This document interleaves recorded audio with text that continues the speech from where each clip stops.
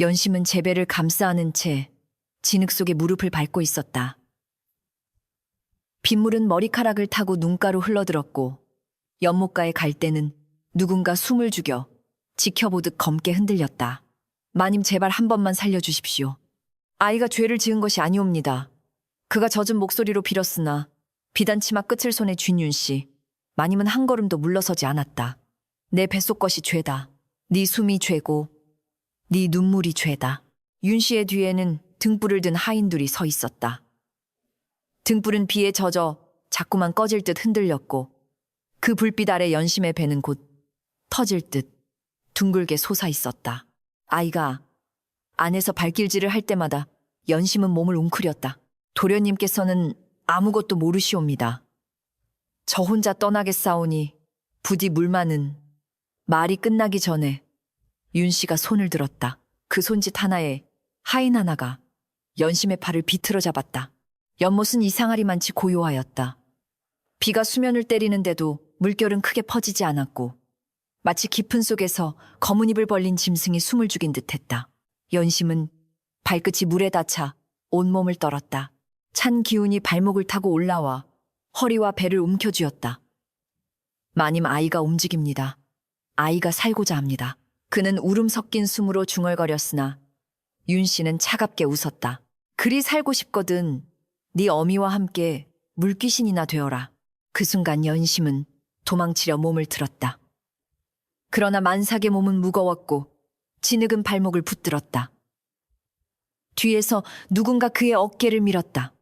연심의 손끝이 허공을 허우적거리다 윤씨의 비단 치마를 움켜잡았다. 흰 비단 위에 진흙 손자국이 번지자 윤씨의 눈이 더욱 사나워졌다. 더러운 손 치워라. 낮고 날카로운 말과 함께 윤씨는 연심의 손가락을 하나하나 떼어냈다. 마지막 손가락이 풀리던 때 연심의 눈에는 사람을 원망하는 빛보다 아이를 지키지 못한다는 절망이 먼저 차올랐다. 물은 생각보다 깊었다. 연심의 몸이 연못으로 기울자 둔탁한 물소리가 밤을 찢었다. 그는 물 위로 한번 떠올라 숨을 삼키며 외쳤다. 도련님, 제 아이를. 그러나 말끝은 물속으로 빨려 들어갔다. 갈대 사이에서 개구리 울음이 뚝 끊겼고 등불 든 하인 하나가 겁에 질려 뒤로 물러섰다. 윤씨는 입술을 깨문 채 물속을 노려보았다. 수면 아래에서 흰 손이 한번 솟구쳤다가 사라지고 그 손끝에 걸린 붉은 실 노리개만 물 위에 둥둥 떠올랐다. 그 밤이 있기 전까지 연심은 살기 위해 울지 않는 법을 배운 계집이었다. 10살 되던 해 흉년으로 굶주린 아비가 그를 한양 근처 큰 기와집에 넘겼다. 그때 그는 재가 팔린 줄도 모르고 어미가 싸준 보리떡을 품에 안고 낯선 대문을 올려다보았다. 대문은 산처럼 높았고 문고리는 짐승의 이빨처럼 차가웠다. 이제부터 내 이름은 부르면 오고 시키면 하는 것이다. 늙은 행랑어멈의 말에 연심은 고개를 끄덕였지만 그날 밤 이불 대신 멍석을 덮고 몰래 울었다. 그 집의 안주인 윤씨는 고운 얼굴을 가진 여인이었으나 마음은 겨울 우물보다 차가웠다.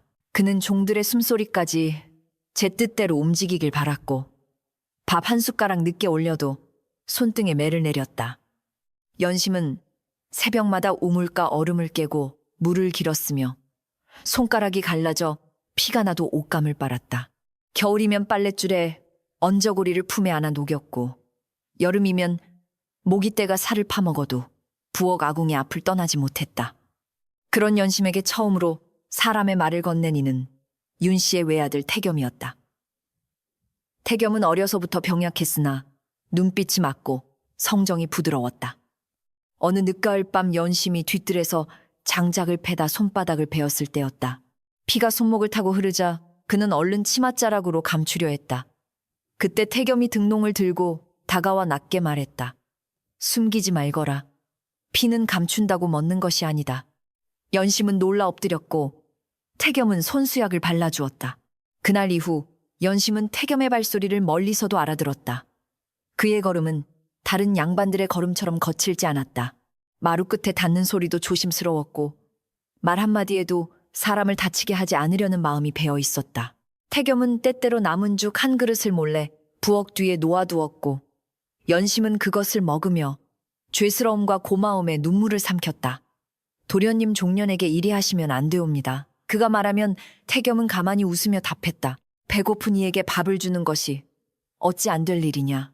그러나 세상의 눈은 밥 한 그릇에도 독을 묻혔다. 안채 하녀들은 수군거렸고 행랑아범들은 태겸이 부엌 뒤로 가는 길을 눈여겨보았다.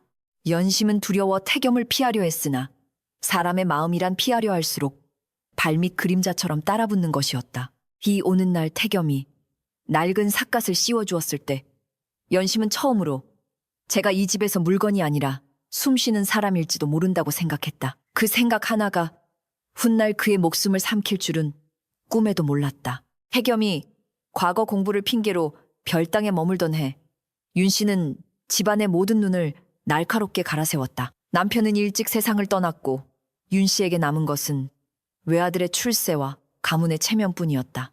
그는 태겸 곁에 드는 여종 하나까지 의심하였다.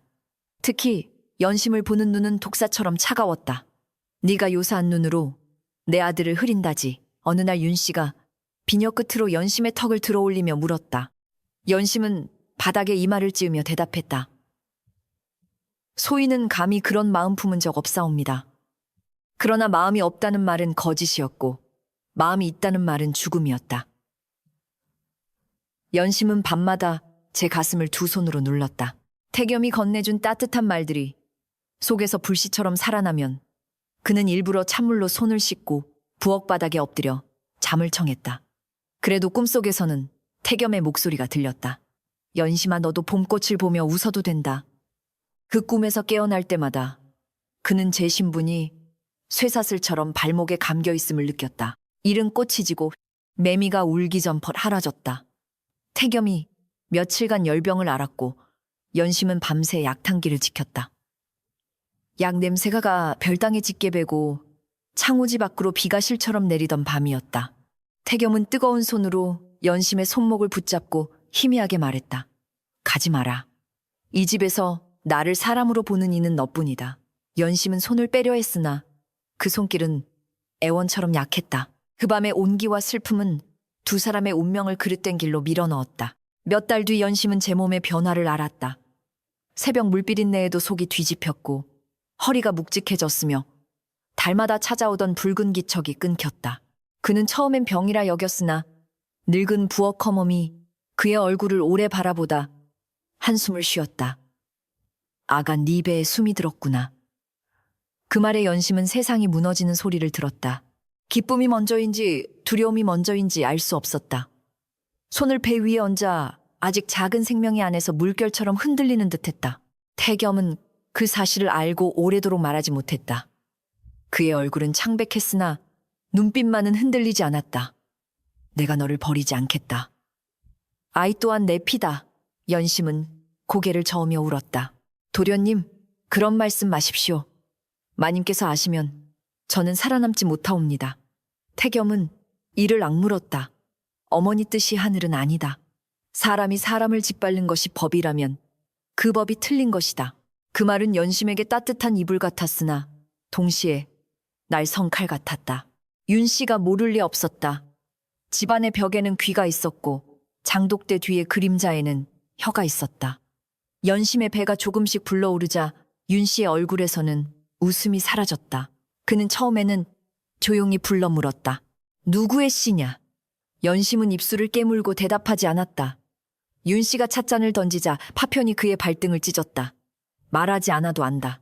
네 천한 피가 감히 내 집 기둥에 오르려 하였구나. 연심은 울며 엎드렸다. 죽여주셔도 좋사오나 아이만은 살려주십시오. 그날부터 연심은 안채 뒤 헛간에 갇혔다. 햇빛은 작은 틈으로만 들어왔고 바닥에는 곰팡이 냄새와 쥐 오줌 냄새가 배어 있었다. 밥은 식은 보리밥 한 덩이뿐이었고 물은 깨진 사발에 담겨 들어왔다. 태겸은 연심을 찾으려 했으나 윤 씨는 그를 외가로 보내버렸다.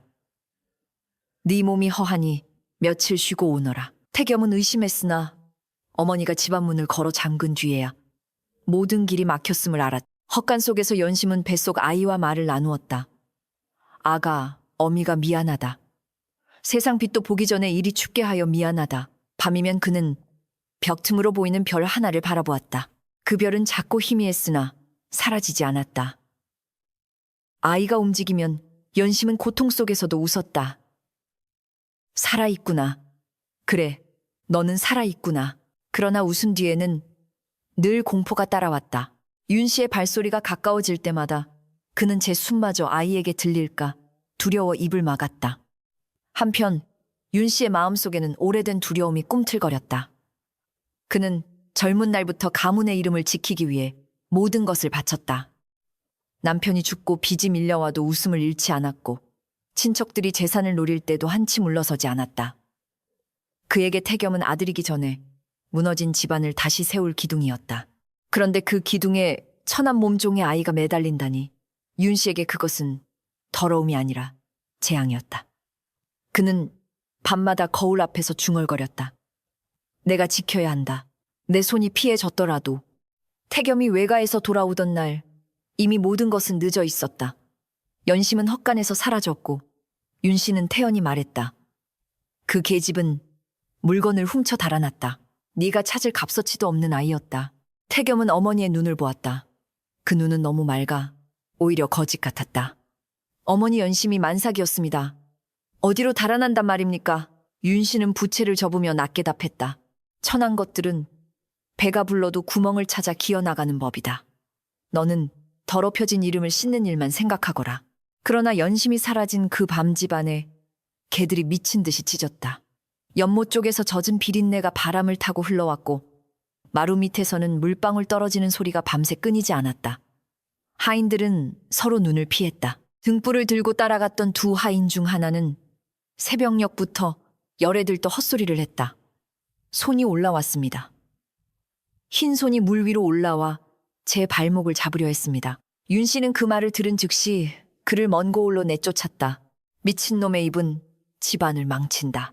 태겸은 연못가를 떠나지 못했다. 갈대 사이를 뒤지고 진흙을 손으로 파헤치며 연심의 흔적을 찾았다. 그러다 물가의 버드나무 뿌리에 걸린 붉은 실 놀이개를 발견했다. 그것은 오래전 태겸이 연심에게 몰래 준 것이었다. 값비싼 물건은 아니었으나 연심은 그것을 아이처럼 품고 다녔다. 태겸은 놀이개를 손에 쥔 채 비명을 삼켰다. 연심아 대답해라. 내가 늦었느냐? 내가 너를 지키지 못했느냐? 바람은 대답 대신 썩은 물냄새만 그의 얼굴에 끼얹었다. 그 뒤로 연못은 변했다. 낮에는 아무 일 없는 듯 연잎이 떠 있었으나 해가 기울면 물빛이 검붉게 가라앉았다. 달이 밝은 밤이면 물 위에 둥근 배를 한 여인의 그림자가 비쳤고 가까이 다가가면 그림자는 연잎 사이로 흩어졌다. 부엌 험은 몰래 향을 피우며 중얼거렸다.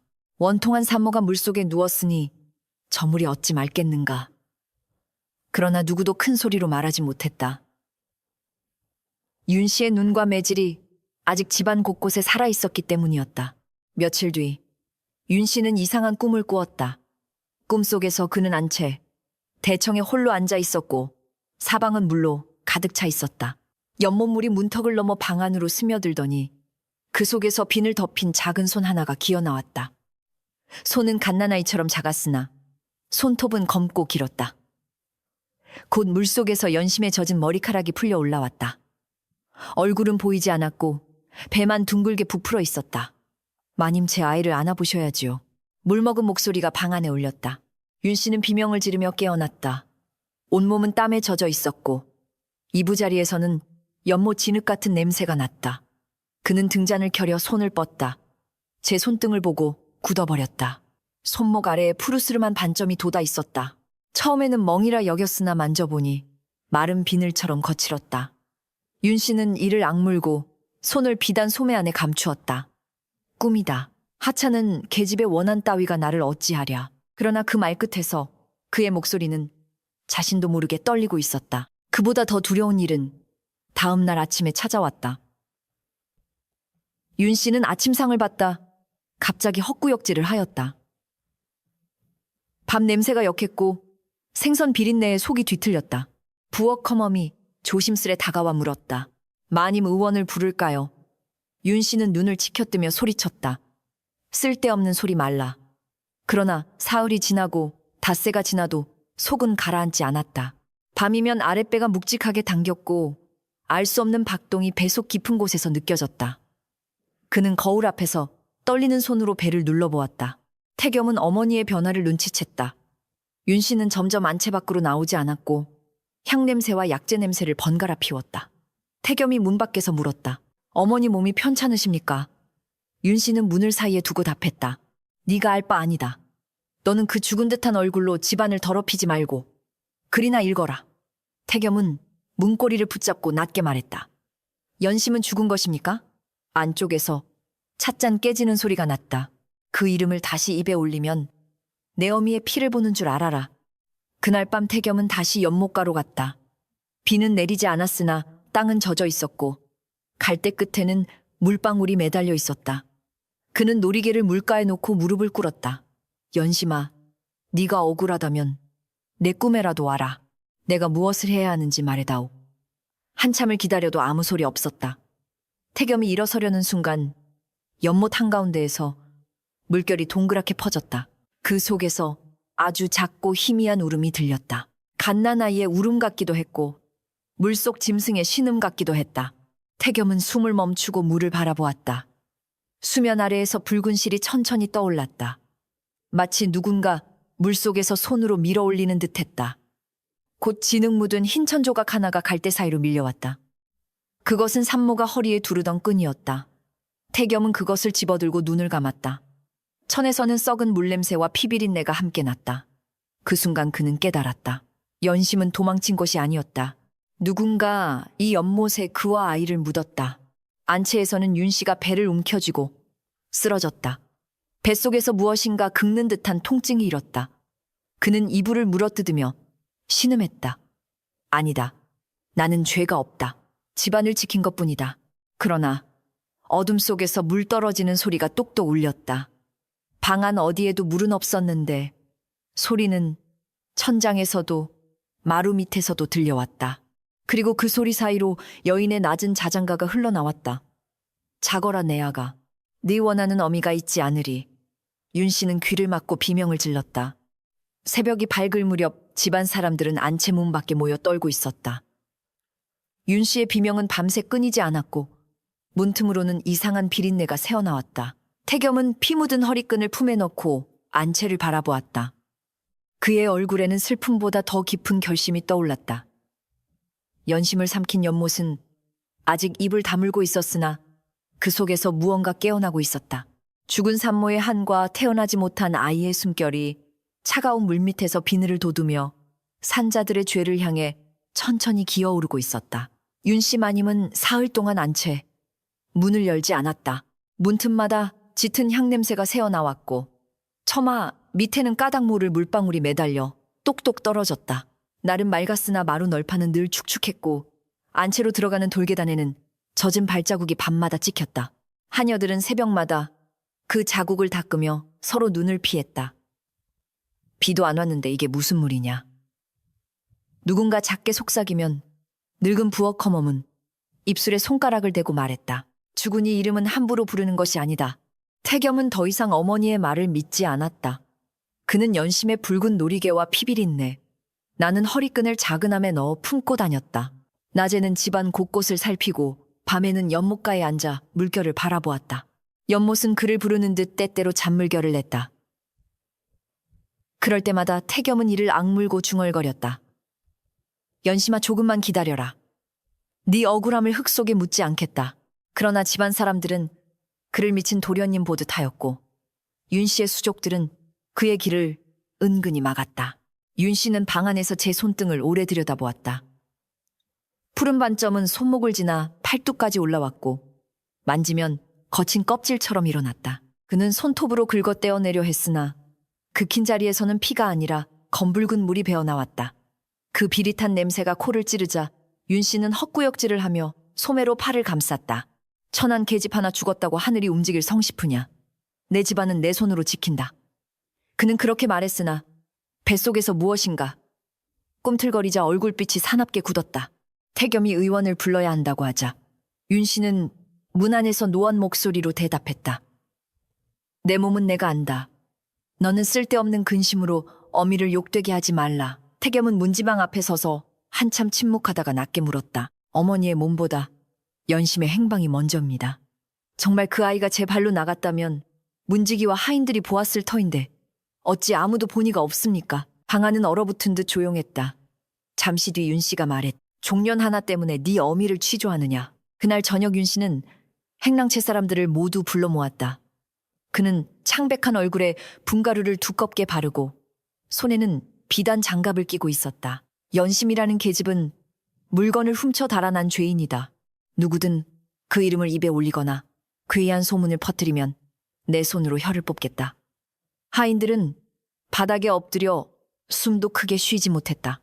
윤 씨의 목소리는 예전처럼 차가웠으나 말끝마다 가늘게 떨렸다. 늙은 부엌커먼만이 눈을 감고 속으로 연불 아닌 연불을 외웠다. 그 모임 뒤 등불을 들고 연심을 연못가까지 끌고 갔던 젊은 하인 만득은 밤마다 헛소리를 하기 시작했다. 그는 잠들면 발목을 움켜쥐고 비명을 질렀다. 놓으십시오, 아기씨. 저는 밀지 않았습니다. 저는 등불만 들었사옵니다. 곁에서 자던 하인들이 흔들어 깨우면 그의 두 눈은 풀려 있었고 입술은 파랗게 질려 있었다. 물속에서 우십니다. 아이 울음이 제 귀를 파고듭니다. 이 소문은 삽시간에 행랑채를 돌았으나 누구도 안 채 앞에서는 입을 열지 못했다. 태겸은 만득을 몰래 불러냈다. 달이 구름에 숨은 밤 뒤뜰의 감나무 아래에서 만득은 벌벌 떨며 엎드렸다. 태겸이 조용히 말했다. 내가 너를 치려 부른 것이 아니다. 그 밤에 본 것을 말하라. 만득은 이마를 흙에 박은 채 울었다. 도련님 소희는 죽고 싶지 않습니다. 마님께서 아시면 제 어미와 동생까지. 태겸은 그의 어깨를 잡았다. 죽은 이는 이미 말하지 못한다. 산 사람이 입을 닫으면 죄는 더 깊은 물로 가라앉는다. 만득은 끝내 대답하지 못하고 도망치듯 사라졌다. 그 무렵 마을에는 이상한 일이 잇따랐다. 윤 씨 집 연못에서 흘러나간 도랑물을 마신 소가 밤새 거품을 물고 쓰러졌고 물가에 놓아둔 빨랫감에는 검은 진흙 손자국이 찍혔다. 아이들은 해질녘 연못 근처를 지나지 못했다. 어떤 아이는 갈대 사이에서 배부른 여인이 젖은 머리로 앉아있다가 자신을 돌아보았다고 울었다. 어른들은 아이의 등을 치며 헛것을 보았다고 꾸짖었으나 그날 밤부터 마을 사람들은 저마다 문고리에 붉은 실을 매달았다. 연못 아래쪽에 사는 늙은 약초꾼 장노인은 오래전부터 물길과 산짐승의 기척을 읽는 사람으로 알려져 있었다. 그는 허리가 굽었으나 눈빛은 매처럼 날카로웠고 말수는 적어도 한 번 입을 열면 모두가 귀를 기울였다. 어느 새벽 장노인은 윤 씨 집 담장 너머 연못을 바라보다 혀를 찼다. 물이 썩은 것이 아니다. 한이 썩어 오른다. 함께 있던 젊은 나무꾼이 겁먹은 목소리로 물었다. 사람이 빠진 것입니까? 장노인은 대답 대신 연못과 갈대가 한 방향으로만 누운 것을 가리켰다. 태겸은 장노인을 찾아갔다. 그는 허름한 초가 앞에서 약초를 말리던 노인에게 깊이 절했다. 어르신 제 집 연못에 무슨 일이 있는지 보셨습니까? 장노인은 한참 태겸의 얼굴을 살피더니 말했다. 도련님 눈빛에 산 사람의 잠이 엎구려. 이른이가 물속에 있소. 태겸의 목이 메었다. 확신은 없으나 제 마음은 이미 알고 있습니다. 장노인은 손에 든 말은 뿌리를 내려놓았다. 만삭의 여인이 물에 죽으면 그 한은 한 목숨이 아니라 두 목숨의 한이요. 그 말은 태겸의 가슴을 송곳처럼 찔렀다. 그는 연심이 헛간에 갇혀있던 날들을 떠올렸다. 제가 외가에 보내질 때, 느꼈던 불길함 돌아왔을 때, 어머니의 지나치게 막던 눈 연못가에서 떠오른 붉은 누리개, 모든 것이 한 줄로 이어졌다. 어르신 억울한 혼을 풀려면 어찌해야 합니까? 장노인은 눈을 감고 한숨을 쉬었다. 먼저 물밑에 숨긴 죄를 햇빛 위로 올려야 하오. 그러나 죄 지은 자가 높은 담 안에 있으면 산 사람의 용기가 죽은 사람의 목소리가 되어야 하오. 태겸은 그 길로 관아에 고하려 했으나 집안의 친척들이 먼저 몰려왔다. 윤 씨가 부른 이들이었다. 그들은 비단 두루마기를 걸치고 점잖은 얼굴을 하였으나 말은 칼끝처럼 매서웠다. 큰 당숙이 태겸을 꾸짖었다. 종년 하나 사라진 일로 내 어미를 의심한다니 네가 정령 가문을 망치려 하느냐. 태겸은 굽히지 않았다. 종이라 하여 목숨값이 없는 것은 아닙니다. 작은 아재가 코웃음 쳤다. 목숨값을 논하려거든 먼저 내 이름값을 생각하라. 양반의 피와 종의 피를 한 그릇에 담겠다는 것이냐. 그 말에 태겸은 오래 참은 분노를 터뜨렸다. 피가 높고 낮음을 가린다면 어찌 사람의 몸에서 모두 붉게 흐르겠습니까? 연심은 종이기 전에 사람이었고 그 뱃속 아이는 제 피였습니다. 사랑치 아니 순식간에 얼어붙었다. 친척들은 서로 눈치를 보았다.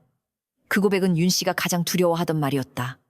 큰 당숙은 얼굴을 붉히며 낮게 으르렁거렸다. 그 입 다물어라.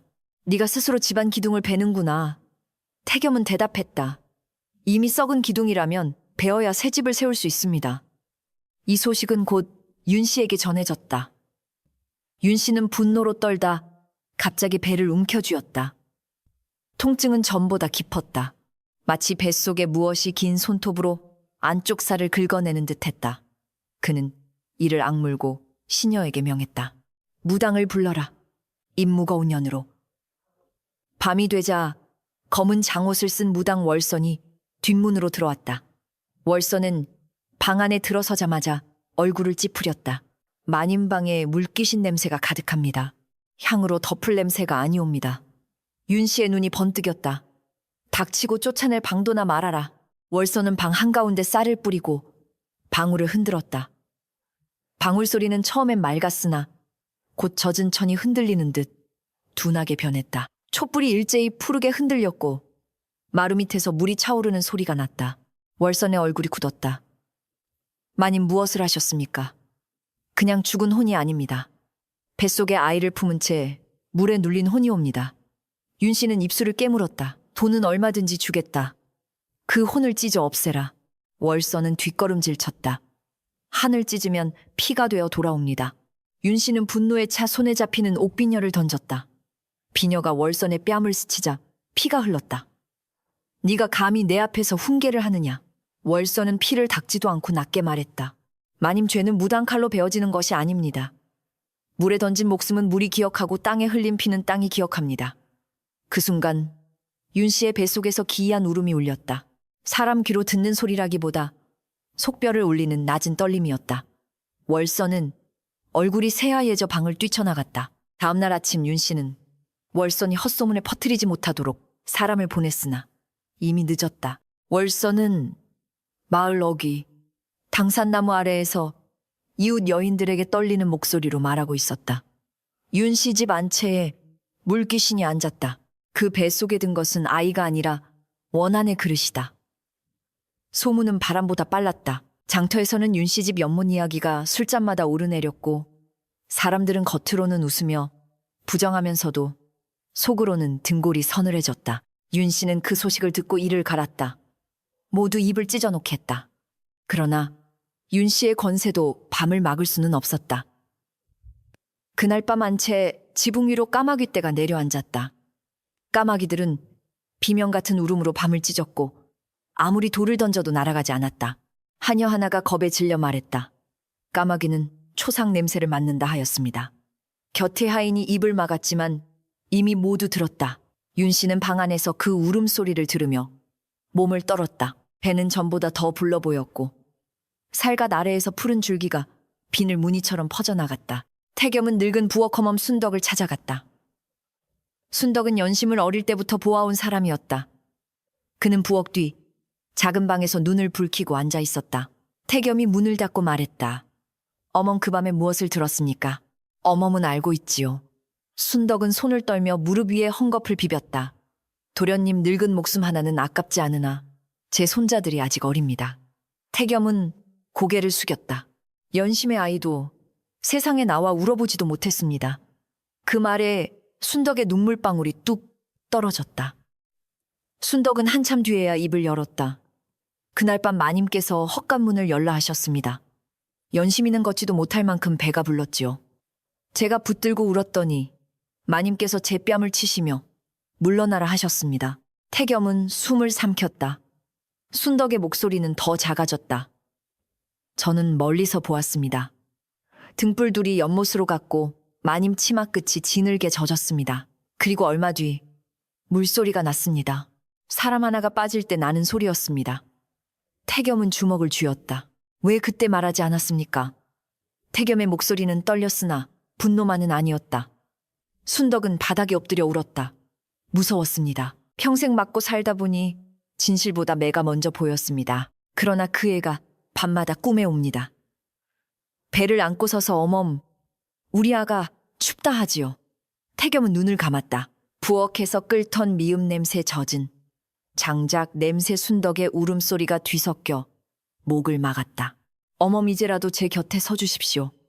산자가 말해야 죽은 자가 눈을 감습니다. 순덕은 고개를 끄덕였으나 그 결심은 곧 시험을 받았다.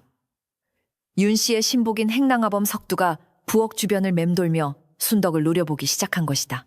석두는 힘이 장사였고 주인의 뜻이라면 종의 뼈 하나 부러뜨리는 것쯤 아무렇지 않게 여겼다.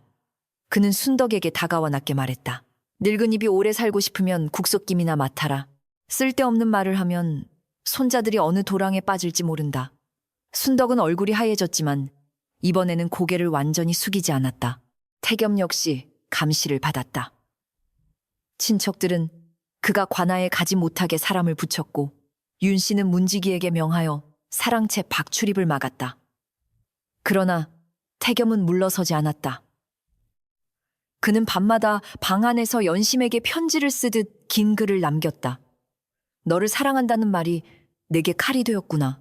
내가 양반이라는 이름 뒤에 숨어 있는 동안 너는 혼자 헛간에서 떨었구나.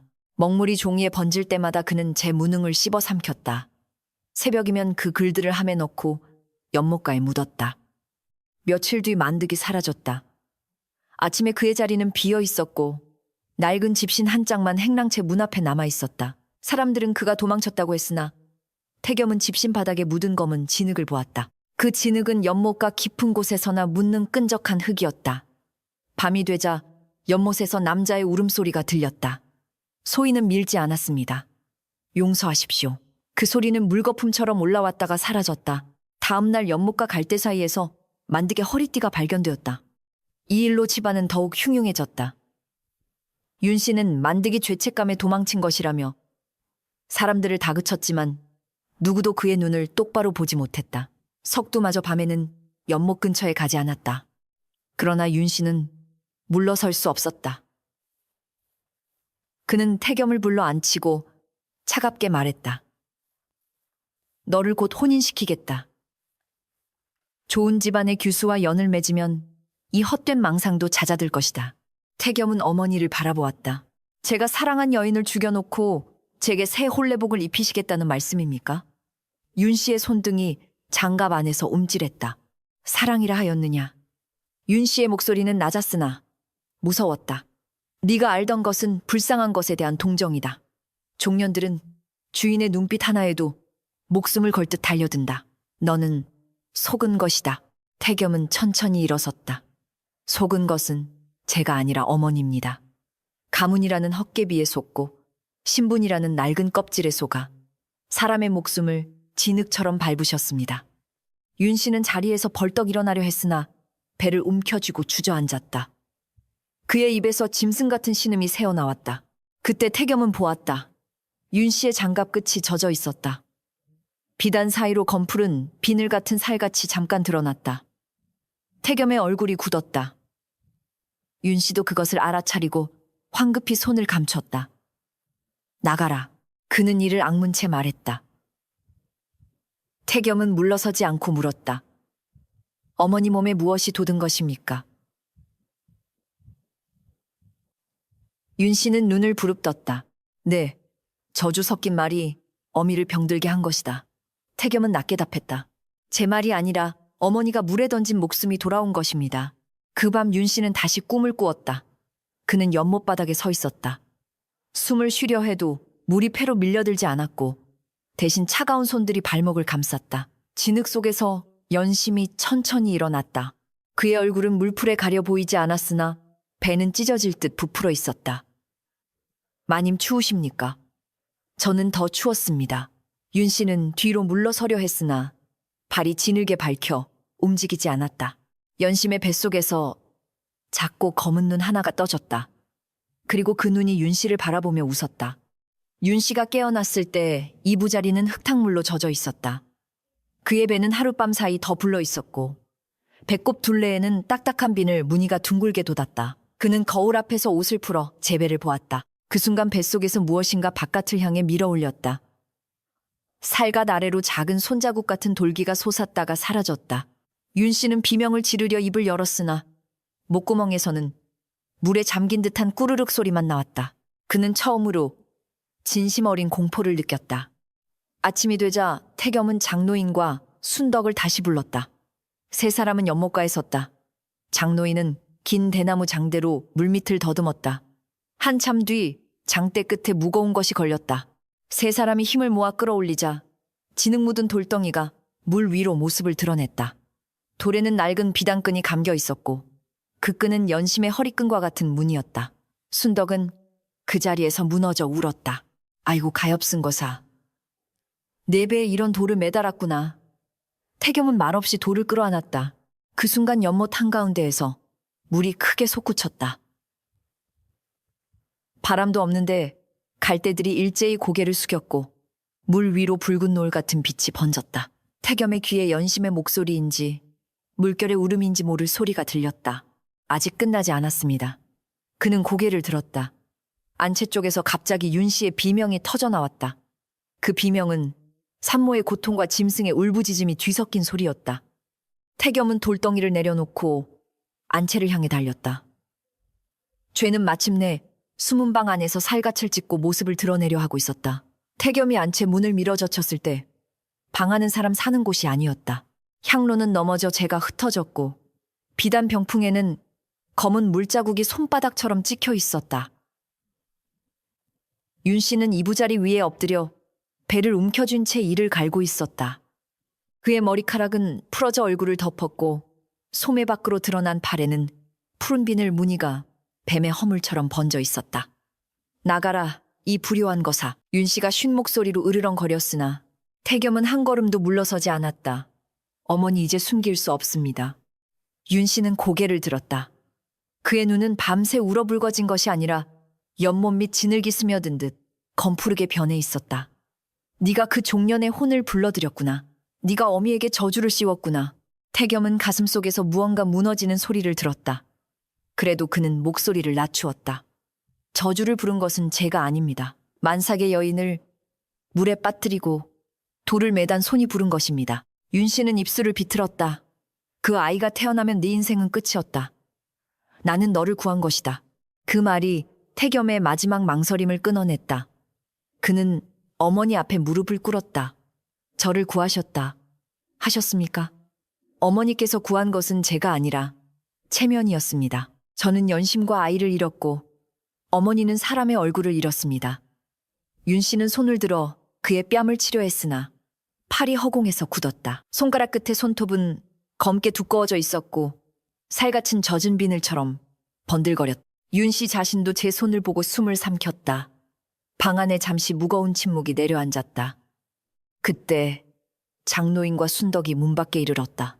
장노인은 방 안으로 들어서자마자 지팡이 끝으로 마루를 두드렸다. 마님 하늘 억지로 눌러두면 몸을 빌려 나옵니다. 지금이라도 물에 던진 이를 햇빛 아래로 불러내고 죄를 인정하십시오. 윤 씨는 웃었다. 그 웃음은 사람의 것이기보다 물속에서 기포가 터지는 소리 같았다.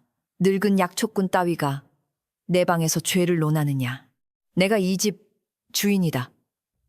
장노인은 눈 하나 깜빡이지 않았다. 물은 주인을 가리지 않습니다. 빠진 이는 모두 같은 깊이로 가라앉습니다. 순덕은 문턱 앞에서 벌벌 떨다가 끝내 엎드렸다. 마님 그만하십시오. 연심이와 뱃속 아기에게 너무 큰 죄를 지으셨습니다. 윤 씨의 눈이 번뜩였다. 내년이 감히 입을 여느냐. 순덕은 울면서도 고개를 들었다. 평생 맞고 살아 입을 닫았으나 이제는 더 못 닫겠습니다. 그 밤 마님께서 연심이를 끌고 가셨고 돌에 끈을 매게 하셨고 물가에서 밀라 하셨습니다. 저는 보았습니다. 제 늙은 눈이 보았습니다. 그 말이 방 안에 떨어지자 촛불 하나가 퍽 꺼졌다. 태겸은 순덕의 증언을 들으며 피가 식는 듯했다. 이미 알고 있던 진실이었으나 사람의 입을 통해 나온 진실은 칼처럼 선명했다. 윤 씨는 순덕에게 달려들려 했지만 뱃속 통증에 몸을 접었다. 거짓이다. 종들이 내 재물을 노리고 꾸민 일이다. 장노인은 품에서 물에 젖은 돌끈 조각을 꺼냈다. 연못 밑에서 건진 돌에 이 끈이 감겨 있었습니다. 끈의 비단 무늬는 안 채 창고에 남은 것과 같겠지요. 또 하나 돌에 붙은 머리카락도 있습니다. 윤 씨의 얼굴에서 핏기가 사라졌다. 태겸은 그날 곧장 창고를 열었다. 윤 씨의 신복 석두가 앞을 막았으나 태겸은 물러서지 않았다. 비켜라. 석두가 낮게 말했다. 마님 허락 없이는 누구도 열 수 없습니다. 태겸은 석두를 똑바로 바라보았다. 네가 지키는 것이 창고냐 죄냐. 석두는 한순간 흔들렸으나 곧 이를 드러냈다. 도련님께서 아무리 주인집 자제라도 이 집 곳간 열쇠는 마님 손에 있습니다. 그때 장노인이 창고문 아래쪽을 가리켰다. 진흙 묻은 작은 손자국이 문틈에 찍혀 있었다. 그 손자국은 갓난아이 손처럼 작았으나 손가락 끝이 뾰족하게 갈라져 있었다. 모두가 얼어붙은 사이 창고 안쪽에서 긁는 소리가 났다. 나무문 안쪽을 누군가 손톱으로 긁는 듯한 소리였다. 석두가 얼굴을 하얗게 질리며 뒤로 물러섰다. 태겸은 벽에 걸린 도끼를 집어들어 문고리를 내리쳤다. 첫 번째 내리침에 쇠가 울고 두 번째 내리침에 문틀이 갈라졌으며 세 번째 내리침에 창고 문이 안쪽으로 벌컥 열렸다. 묵은 비단 냄새와 곰팡이 냄새 사이로 물비린내가 쏟아져 나왔다. 창고 안에는 윤 씨가 감추어둔 물건들이 정리되어 있었다. 홀레 때 쓰려던 비단, 오래된 족자, 금붙이 상자, 그리고 한쪽 구석에 젖은 보자기 하나가 놓여 있었다. 태겸이 보자기를 펼치자 그 안에서 연심의 낡은 속저고리와 피 묻은 버선 한 짝이 드러났다. 순덕은 입을 틀어막고 주저앉았다. 태겸의 손은 떨렸으나 그는 조심스럽게 버선을 들어올렸다. 발끝 부분에는 진흙이 말라붙어 있었고 안쪽에는 연심이 아이를 위해 수놓던 작은 꽃문의 실밥이 남아있었다. 그 옆에는 작은 약첩도 있었다. 장노인이 냄새를 맡더니 눈살을 찌푸렸다. 산모에게 쓰면 안 되는 독한 약입니다. 몸을 차게 하고 기운을 끊는 약초가 섞여 있소. 태겸은 숨을 삼켰다. 어머니가 아이를 지우려 하셨다는 말입니까? 장노인은 대답하지 않았으나 침묵이 곧 대답이었다. 순덕은 울먹이며 말했다. 연심이가 헛간에 갇혀 있을 때 마님께서 탕약을 억지로 먹이려 하셨습니다. 그 애가 배를 감싸고 울며 뱉어냈지요. 그래서 그 밤으로 끌려간 것입니다. 태겸은 그 자리에서 무너질 뻔했다. 연심이 헛간 어둠 속에서 홀로 배를 지키며 버텼을 모습이 눈앞에 떠올랐다. 그는 어머니의 악행을 미워했지만 동시에 제 무지와 부재를 더 미워했다. 내가 외가로 가지 않았더라면. 그 말이 입술 사이로 새어나왔다. 장노인은 조용히 말했다. 도련님, 죄를 지은 자와 죄를 막지 못한 자의 고통은 다릅니다. 지금 해야 할 일은 스스로를 물속에 던지는 것이 아니라 물속에 잠긴 이름을 건져 올리는 것이요. 태겸은 눈물을 닦고 고개를 들었다. 그러나 증거를 모으는 일은 곧 위험을 불러왔다. 그날 밤 석두가 순덕의 방에 숨어들었다. 그는 순덕의 입을 막고 낮게 협박했다. 내일 아침이면 너는 이 집에서 사라진다. 숨이 붙은 채로 가고 싶으면 따라와라. 순덕은 발버둥쳤으나 늙은 몸으로 장정에 힘을 당할 수 없었다. 그때 방 밖에서 어린 손자의 울음소리가 터졌다. 석두가 한눈을 판 순간 순덕은 화로에 재를 움켜 그의 얼굴에 뿌렸다. 석두가 비명을 지르며 물러섰고 순덕은 밖으로 기어나와 살려주십시오 하고 외쳤다. 태겸이 달려왔을 때 석두는 이미 뒷담을 넘어 달아나려 하고 있었다. 태겸은 하인들에게 소리쳤다. 잡아라. 저자가 증인을 해치려 했다. 그러나 하인들은 서로 눈치만 보았다. 석두의 힘과 윤 씨의 권세가 두려웠던 것이다. 그 순간 뜻밖에도 만득의 동생인 어린 하인 복남이 먼저 달려들어 석두의 다리를 붙잡았다. 형님이 사라진 것도 네 짓이지. 복남의 외침에 다른 하인들도 움직였다. 여러 손이 석두를 덮쳤고 마침내 그는 땅에 눌려 포승처럼 새끼줄에 묶였다. 붙잡힌 석두는 처음에는 입을 다물었다. 그러나 연못가로 끌려가자 그의 얼굴이 달라졌다. 물가에 갈 데가 바람도 없이 그의 쪽으로 기울고 수면 아래에서 누군가 발목을 잡으려는 듯 물결이 일었다. 석두는 온몸을 떨었다. 저리 가라. 나는 만인명을 따랐을 뿐이다. 태겸은 차갑게 물었다. 그 밤 연심을 민 것이 너냐? 석두는 이를 악물고 버티려 했으나 연못 한가운데에서 갓나나 이 울음 같은 소리가 올라오자 무너졌다. 마님께서 돌을 매라 하셨습니다. 저는 끝만 잡았습니다. 민 것은 마님 손이었습니다. 그 말에 모여있던 사람들 사이로 낮은 탄식이 퍼졌다. 순덕은 땅에 엎드려 울었고 복남은 형의 허리띠를 움켜쥔 채 이를 갈았다. 태겸은 석두를 관아로 보내려 했다. 그러나 윤 씨의 친척들은 다시 움직였다. 그들은 관아의 아전에게 은전을 찔러주고 이를 집안의 추문으로 덮으려 했다. 종년이 죽었다 한들 양반과 안위를 크게 버릴 필요가 있겠습니까? 그런 말이 어둠 속에서 오갔다. 세상은 죄의 무게보다 죄인의 신분을 먼저 재려하였다. 태겸은 그 벽 앞에서 처음으로 절망을 느꼈다. 증거가 있어도 증인이 있어도 억울한 이가 종이라는 이유로 진실은 쉽게 바렸다. 그는 밤새 사랑채에 앉아 등잔불을 바라보았다. 먹냄새와 젖은 흙냄새가 방 안에 맴돌았다. 그때 장노인이 찾아왔다. 관아문이 은전으로 막히면 백성의 눈앞에 문을 열어야 하오. 태겸이 물었다. 어찌하란 말씀이십니까? 장노인은 지팡이를 짚고 낮게 답했다. 장날 모든 사람이 모였을 때 증거와 증인을 세우시오. 원님도 백성의 귀를 완전히 막지는 못하오. 그 계책은 위험했다. 양반가의 치부를 장터에서 밝히는 일은 태겸 자신에게도 파멸을 뜻했다. 그러나 태겸은 이미 잃을 것을 잃었다. 그는 순덕과 복남 붙잡힌 석두의 진술을 적고 연못에서 건진 돌끈과 연심의 옷가지를 보자기에 싸두었다. 또한 월선 무당에게도 사람을 보냈다. 월선은 처음엔 두려워 나오지 않으려 했으나 태겸이 보낸 짧은 글을 읽고 마음을 돌렸다. 그 글에는 이렇게 적혀 있었다. 죽은 이의 하늘 보신 분은 산자의 두려움보다 큰 것을 이미 보셨을 것입니다. 장날 새벽 마을은 안개에 잠겨 있었다. 태겸은 흰 두루마기를 입고 집을 나섰다. 순덕은 작은 보따리를 안고 뒤따랐고 복남은 석두를 묶은 줄을 잡았다. 장노인은 느린 걸음으로도 한 번도 뒤처지지 않았다. 그러나 대문 앞에서 윤 씨의 친척들이 길을 막았다. 큰 당숙이 노한 얼굴로 말했다.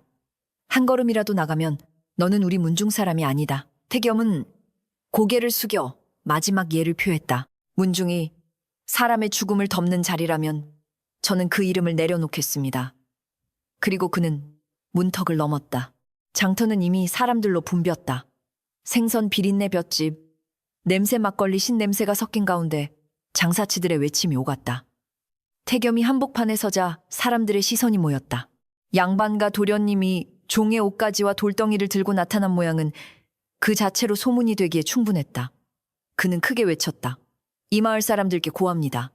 제 집에서 만삭의 몸종 연심이 죽었습니다. 그는 달아난 것이 아니라 연못에 빠져 죽었습니다. 그리고 저는 오늘 그 죄를 밝히려 합니다.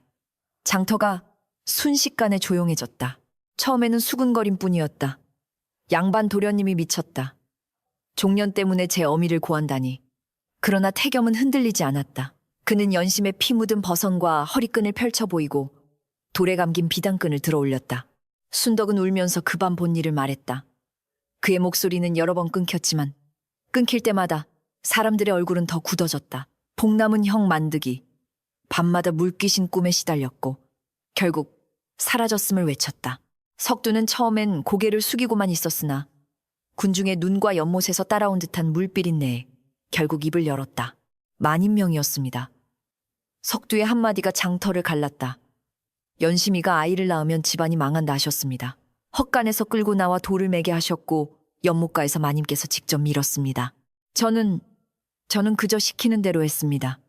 사람들 사이에서 비난과 공포가 뒤섞인 소리가 터졌다.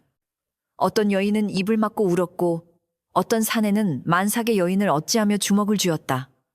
그동안 신분의 담장 뒤에 숨어있던 죄가 처음으로 백성의 눈앞에 벌거벗겨진 것이다. 그때 윤 씨가 장터에 나타났다. 그는 가마를 타고 왔으나 내릴 때 몸을 제대로 가누지 못했다. 얼굴은 분으로 희게 덮였고 손은 장갑으로 가렸으며 배는 두루마기 아래에서도 비정상적으로 불러있었다. 친척들과 하인들이 그 뒤를 따랐다. 윤 씨는 사람들을 향해 소리쳤다. 모두 속지 마라. 내 아들이 천안 계집에 요사한 혼에 씌워 어미를 모함하는 것이다. 태겸은 조용히 돌아섰다. 어머니 여기서도 부정하실 것입니까? 윤 씨의 눈은 도끼와 두려움으로 번들거렸다. 나는 네 어미다. 네가 어찌 감히. 태겸은 가슴이 찢어지는 듯 했으나 물러설 수 없었다. 어머니이시기에 더 묻습니다. 사람을 죽인 손으로 저를 안으셨습니까? 한 아이를 물에 던지고도 제 장래를 걱정한다 하셨습니까? 윤 씨는 이를 악물었다. 그 아이는 태어나지 말았어야 했다. 그 말이 장터 사람들의 숨을 멈추게 했다. 태겸의 눈에 눈물이 고였다. 그 말 한마디가 모든 죄를 말합니다. 윤 씨는 뒤늦게 입을 다물었으나 이미 늦었다. 하늘에는 구름 한 점 없었는데 장터 바닥에 물방울이 하나둘 떨어지기 시작했다. 사람들이 놀라 하늘을 올려다보았다. 비는 내리지 않았다. 그런데 윤 씨의 발밑에서 물이 스며나오고 있었다. 처음에는 작은 웅덩이였으나 곧 그의 치마 밑을 적셨다. 물에서는 연못 진흙 냄새가 났고 그 안에 붉은 실 한 가닥이 떠 있었다. 월선 무당이 사람들 사이에서 앞으로 나와 방울을 들었다. 그의 얼굴은 창백했지만 목소리는 또렷했다. 마님 이제 혼이 당신 발밑까지 왔습니다. 거짓을 더하면 뱃속의 것이 먼저 입을 열 것입니다. 윤 씨는 비명을 지르며 배를 감쌌다. 뱃속에서 둔탁한 소리가 났다. 마치 물에 잠긴 문을 안쪽에서 두드리는 소리였다. 사람들은 뒤로 물러섰다. 윤 씨의 두루마기 앞섭이 꿈틀거리더니 비늘 무늬가 천 아래로 번져나오는 듯했다. 윤 씨는 이를 악물고 버티며 외쳤다. 모두 거짓이다. 나는 죄가 없다. 그러나 그 순간 그의 입에서 다른 목소리가 새어나왔다. 젖은 목소리 났고 슬픈 여인의 목소리였다. 마님, 제 아이가 춥습니다. 장터에 있던 사람들은 얼어붙었다. 태겸은 숨을 멈추었다. 그 목소리는 연심이었다. 윤 씨는 제 목을 움켜쥐었다. 아니다 말하지 마라. 그러나 목소리는 다시 흘러나왔다. 그 밤 물이 제 입을 막았으나 하늘은 들었습니다. 돌이 제 몸을 눌렀으나 땅은 보았습니다. 윤 씨는 바닥에 쓰러져 몸부림쳤다. 태겸은 한 걸음 다가가려 했으나 장노인이 붙잡았다. 지금은 산 사람의 손이 끼어들 때가 아니오. 윤 씨의 배가 기괴하게 솟아올랐다 가라앉았다. 그 안의 존재가 분노와 억울함을 함께 품고 밖으로 나오려는 듯했다. 그때 멀리서 관아의 나졸들이 달려왔다. 장터 한복판이 소란해졌다는 소식을 듣고 원님이 사람을 보낸 것이다. 아전들은 처음에는 태겸을 막으려 했으나 수많은 백성의 눈과 귀가 이미 사건을 붙들고 있었다. 원님 또한 뒤늦게 가마를 타고 나타났다. 그는 상황을 살피더니 얼굴이 굳었다. 양반가의 추문으로 덮기에는 너무 많은 사람이 들었고 너무 많은 증거가 펼쳐져 있었다. 태겸은 원님 앞에 무릎을 꿇고 말했다. 소인 유태겸, 제 어미 윤 씨를 만삭의 여종 연심과 그 뱃속 아이를 죽인 죄로 고합니다. 원님은 한참 태겸을 바라보았다. 제 어미를 고발하는 아들의 얼굴에는 미친 기색보다 깊은 슬픔과 결심이 있었다. 원님은 돌끈과 옷가지 증인들의 말을 차례로 확인하게 했다. 순덕은 다시 증언했고 석두는 포박된 채 죄를 인정했으며 월선은 안채에서 본 괴이한 징조를 말했다. 사람들은 숨죽여 들었다. 윤 씨는 나졸들에게 부축되어 앉아 있었으나 때때로 배를 감싸고 낮은 신음을 흘렸다. 그의 장갑 끝에서는 검붉은 물이 한 방울씩 떨어졌다. 원님은 마침내 낮은 목소리로 말했다. 이 일은 내일 관아대청에서 정식으로 다스리겠다. 윤 씨는 병을 핑계로 물러날 수 없으며 증인들은 모두 관아보호 아래 둔다. 그 말이 떨어지자 윤 씨의 친척들이 술렁였으나 장터 사람들의 차가운 시선 앞에서 감히 크게 반발하지 못했다. 태겸은 바닥에 이마를 대고 절했다. 억울한 혼이 들을 수 있도록 공정히 살펴주십시오. 원님은 짧게 고개를 끄덕였다. 그 순간 연못 쪽에서 불어온 바람이 장터를 지나갔다. 그 바람 속에는 묘한 냄새가 있었다. 썩은 물비린내가 아니라 비 맞은 흙과 젖은 풀의 냄새였다. 태겸은 문득 연심이 멀리서 자신을 바라보고 있는 듯 느꼈다. 그러나 안도는 오래가지 않았다. 윤 씨가 나졸들에게 끌려가며 태겸을 향해 고개를 돌렸다. 그의 눈에는 어미의 정이 아니라 저주 같은 집착만 남아있었다. 너는 끝내 내 배에서 난 자다. 내가 무너지면 너도 함께 무너진다. 태겸은 조용히 대답했다. 어머니 배에서 났으나 어머니 죄에서 살지는 않겠습니다. 그날 밤 태겸은 관아의 작은 방에 앉아 잠을 이루지 못했다. 순덕과 복남은 다른 방에서 보호를 받고 있었고 석두는 옥에 갇혔다. 밖에서는 나졸들의 발소리와 먼게 짖는 소리가 들렸다. 태겸은 품에서 연심의 놀이개를 꺼냈다. 붉은 실은 물에 오래 잠겼던 탓에 색이 발해 있었으나 작은 매듭은 아직 풀리지 않았다. 그는 놀이개를 두 손으로 감싸주고 속삭였다. 내일이면 네 이름을 세상 앞에 올리겠다. 그러나 그 뒤에도 네가 돌아오지는 않겠지. 그 생각이 그를 가장 깊이 찔렀다. 진실을 밝혀도 연심은 살아 돌아오지 않는다. 아이의 첫 울음도 들을 수 없고 작은 손가락을 잡아볼 수도 없다. 태겸은 그 당연한 사실 앞에서 처음으로 아이처럼 울었다. 눈물은 소리 없이 떨어져 손등을 적셨다. 그러다 어느 순간 방 안에 아주 희미한 자장가가 들렸다. 태겸은 고개를 들었다. 문 밖에는 아무도 없었다. 자장가는 오래 머물지 않고 사라졌지만 그 끝에 누군가 부드럽게 속삭이는 듯했다. 살아있는 이는 살아서 갚으십시오. 새벽녘 관아 뒤편 우물가에서는 또 다른 징조가 나타났다. 물을 기르러 나온 나졸이 두레박을 올리다 비명을 질렀다. 두레박 안에 물 대신 붉은 실과 검은 비늘 조각이 떠 있었던 것이다. 그 비늘은 물고기 비늘보다 크고 뱀의 껍질보다 단단했으며 햇빛을 받자 기름기처럼 번들거렸다. 장노인은 그것을 보고 눈살을 찌푸렸다. 이제 뱃속 것이 더는 숨지 않겠구려. 월서는 방울을 움켜쥐며 말했다. 내일 대청에서 사람의 판결과 혼의 판결이 함께 내려질 것입니다. 윤 씨는 관아의 별실에 갇혀 있었다. 그는 밤새 잠들지 못하고 배를 움켜쥐었다. 벽에는 아무도 없는데 젖은 손자국이 하나둘 생겼다가 사라졌다. 그는 이를 악물고 중얼거렸다. 나는 지지 않는다. 나는 이 집안을 세운 여자다. 종년 하나가 나를 무너뜨릴 수 없다.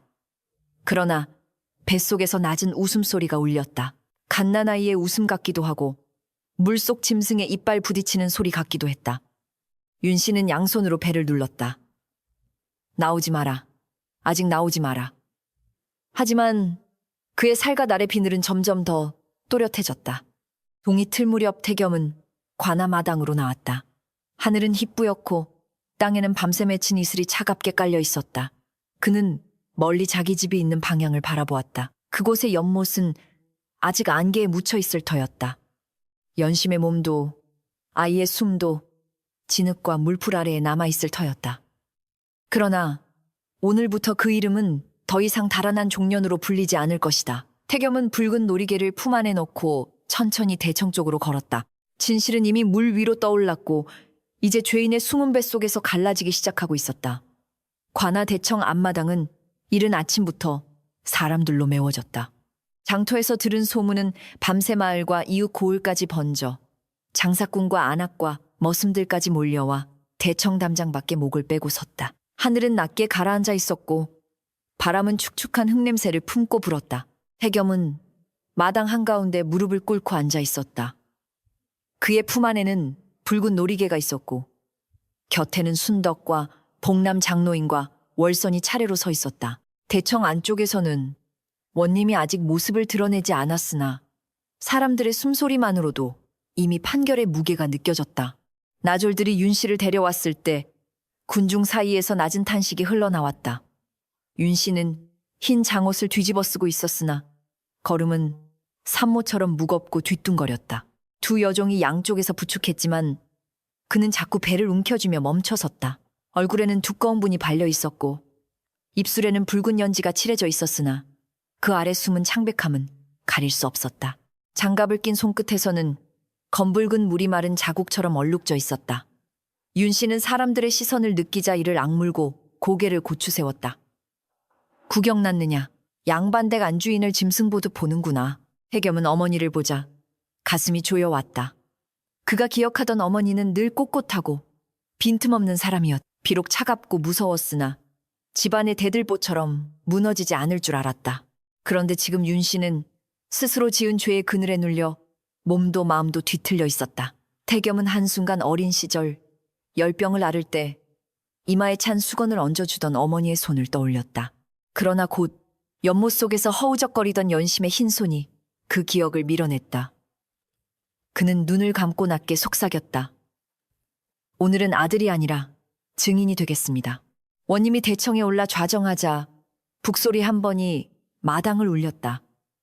사람들의 수군거림이 잦아들고 나졸들의 창끝이 햇빛 없는 하늘 아래 희미하게 번들거렸다. 원님은 엄한 얼굴로 마당을 둘러본 뒤 말했다. 오늘 이 자리에서는 양반과 종의 높낮이를 묻지 않고 사람의 목숨을 해한 죄를 묻겠다. 거짓을 말하는 자는 관아의 벌을 받을 것이며 진실을 숨기는 자 또한 죄를 나누어질 것이다. 그 말에 윤 씨의 친척들이 불편한 기색을 보였으나 군중의 시선이 그들을 찔러 아무도 먼저 나서지 못했다. 첫 증인으로 순덕이 불려 나왔다. 그는 늙은 무릎을 떨며 대청 앞에 엎드렸다. 원님이 물었다. 너는 죽은 연심을 오래 보아온 자라 하였다. 그가 사라진 밤 무엇을 보았느냐? 순덕은 입술을 몇 번 달싹이다가 태겸을 바라보았다. 태겸은 조용히 고개를 끄덕였다. 순덕은 눈물을 삼키고 말했다. 연심이는 만삭이었습니다. 걷기도 힘들어 제 손을 붙잡고 숨을 골랐습니다. 그 밤 마님께서 헛간문을 열라 하셨고 하인둘과 석두를 데리고 연심이를 끌고 연못으로 가셨습니다. 저는 멀리서 따라가 보았습니다. 순덕의 목소리는 점점 떨렸으나 그는 멈추지 않았다. 연못가에서 연심이가 무릎을 꿇고 빌었습니다. 아이만 살려주십시오 하며 울었습니다. 그러나 마님께서는 그 배가 죄다 하셨고 돌덩이에 비단끈을 물게 하셨습니다. 연심이가 도망치려 하자 석두가 팔을 붙들었고 마님께서 직접 그 손을 떼어내셨습니다. 그 뒤 물소리가 났습니다. 한 번 아주 큰 물소리였습니다. 순덕은 더 말하지 못하고 바닥에 이마를 박았다. 마당 곳곳에서 흐느끼는 소리가 새어나왔다. 윤 씨는 냉소를 흘렸다. 늙은 종의 말이다. 평생 부엌검댕이나 묻히던 것이 제 주인을 물어뜯으려 한다. 원님께서는 저런 천한 입을 믿으시렵니까? 원님은 눈썹 하나 움직이지 않고 말했다. 말의 값은 입의 신분으로 정하지 않는다. 증거와 앞뒤가 맞는지로 정한다. 그 말에 윤 씨의 얼굴이 굳었다. 원님은 나졸에게 손짓했고 연못에서 건진 돌덩이와 비단끈 피 묻은 버선과 속저고리가 대청 앞에 놓였다. 젖은 흙이 아직 마르지 않은 듯 물비린내가 퍼지자 사람들은 저마다 코를 막았다. 장노인이 앞으로 나왔다. 그는 굽은 허리로도 당당히 서서 돌덩이를 가리켰다. 이 돌은 연못바닥 깊은 진흙에서 건졌습니다.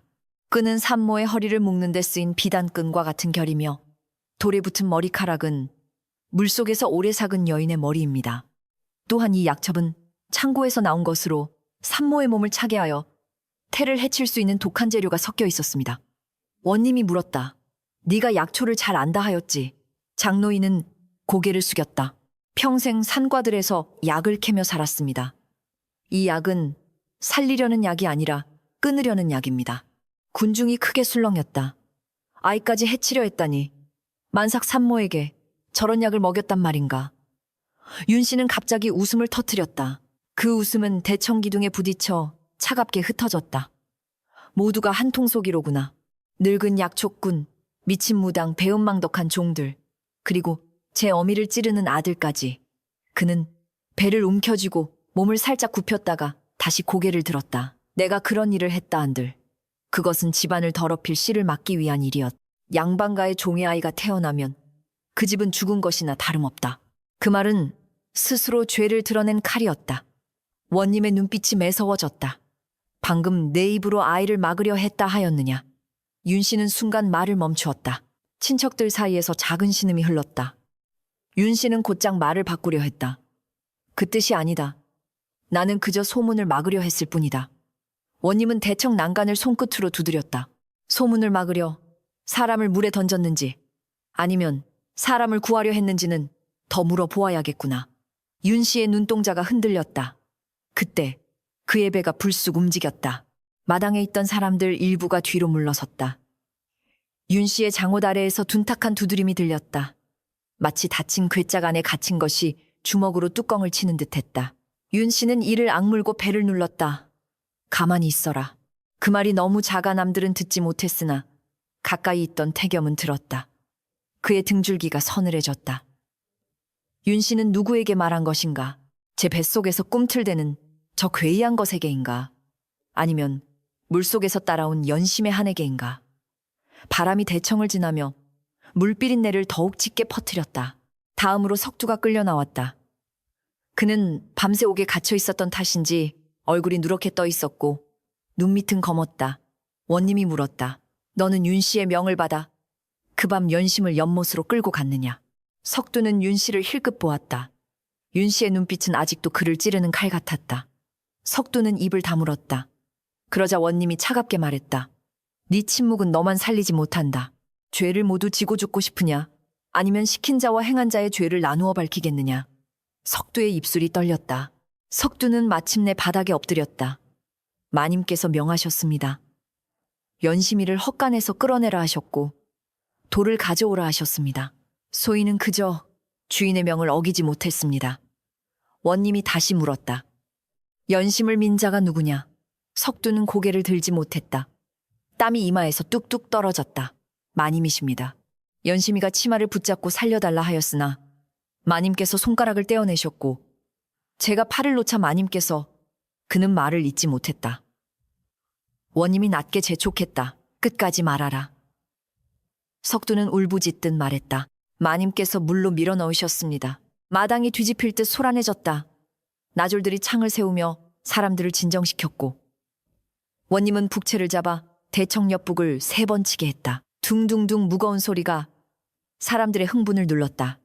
윤 씨는 석두를 향해 이를 갈았다. 개만도 못한 놈. 네 목숨을 거두어 주워 먹이니가 누구인데. 석두는 울며 대답했다. 마님, 저는 밤마다 물속 손이 보입니다. 만드기도 그 손에 끌려갔습니다. 더는 못 숨깁니다. 그 말에 복남이 흐느끼며 형의 허리띠를 품에 안았다. 원님은 만득의 행방도 캐물었다. 석두는 겁에 질려 고개를 저었다. 저는 모릅니다. 다만 그놈이 밤마다 헛소리를 하자 마님께서 멀리 보내라 하셨습니다. 제가 데리고 나가려 했으나 연못가를 지날 때 그놈이 갑자기 물 쪽으로 뛰었습니다. 누가 부른 듯 했습니다.